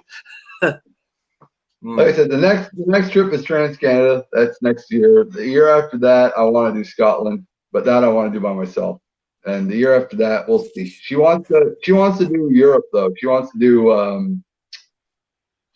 kind of a homecoming. She's from Portugal. I'm from Italy, and we want to do Portugal, Italy, France, and Germany is what we want to kind of do. Wow, that'd be a Um, nice mix. we kind of want to do those. We don't want to do England though. We're both decided that fuck England. Poor English, man. They get the We're both brunt of the like, food thing. yeah. We're just like, I don't want England. I was like, daughter, like, do you want to go to England? She's like, no. I was like, me neither. Well, and If I it's just want to like do, you guys are still going. I couldn't be around for the whole show. I've had a hell of a night with family issues. Oh, sorry, Noctis. That sucks, but hopefully it gets better for you, man. But yeah, we're still going. We're going strong pretty much. yeah. Let me see Me, here. I'm finishing up some beer. So Uh-oh. That's not Krill if you're south of the I-10 interstate, whatever that means. Uh-oh. I think he's claiming district there. Trooper, that's not Creole. I Great gotta Indian get this food. the StreamYard to work on my channel eventually. I gotta get a new laptop. I got a 2011 MacBook Pro, and for some reason, every time I try to use StreamYard, it doesn't want to work. I need to upgrade my laptop. That's weird, man. I'm surprised that it's not working for you, but hopefully once It, you go through the it works motions on my again, it'll work. phone. It works on my phone. I think though StreamYard, you need to. I don't know what it is, but it won't connect my. It will connect, but it'll just connect my voice. It won't connect my camera for some reason. It's weird. It keeps on saying no camera found, no camera found every time I go on StreamYard. So I'm like, Crazy is funny because he's like, there's great Indian food in England, but of course they're a colonized nation. Of course they're going to have great Indian food in England because they were colonized a long time ago. I don't want to go. I don't know what it is. If I want to see uptight white people, I'll just go to Toronto. There you go. The Queen's Quay, right? Mm. Oh. All right, how much longer are we going to be on? Because I'm getting tired. Oh, we're gonna close it, man. It's time to close it because I just finished the stream and it's I am having a great time, but I am far gone, as you probably are as well. I'm sure at this point. I'm not drunk, but I'm ready to just kind of chill out on the couch. I want to thank all of you guys that tuned in tonight, supporting Telex because he is the man. Oh, thanks, man. If you guys want, come over, jump on over. I think everybody in the comments has already subscribed to me. But if any of you guys aren't subscribed to Malted in Montreal, come on down. If you guys want to see the most independent reviewer on YouTube, that is my channel. Come by. No coins to be sold. I'm not trying to sell you a coin. So come on in. And I'll agree. I mean, if you're going to look at any whiskey channel, I'm not joking. This is like 100% like real deal. I'm not, bullshitting here. If you want the best reviews with no bullshit, just hardcore in your face, it's the way it is. Swami is the way to go. This is the way it is. I really appreciate you, man. And also the best male on male porn on. You're wrong, dude. You're just fucking wrong. we're just gonna like X that right there. That's a big X factor. There's no male/X anything here. Fuck that shit, man. Come on. Just a little bit. No, a little bit. There's no. That's you go to Daniel for that shit, dude. Fuck that. All right. I'm gonna stick around with you. You're gonna shut this off? Yeah, we'll shut her down. I'm gonna try not to disconnect you, so I really appreciate if you hang out for a second. Well, thanks guys for hanging out with us. We had a great time. Swami is the man. You got to check out Malted in Montreal. It's like the best channel I've seen in a long time. If you want real fucking reviews without the bullshit, no fillers, no fluff, no marshmallow shit, none of that. Fuck it, right? Yeah, just selling some timeshares. There you go. All right, man. Let me go ahead and try to end this broadcast, and we'll go from there.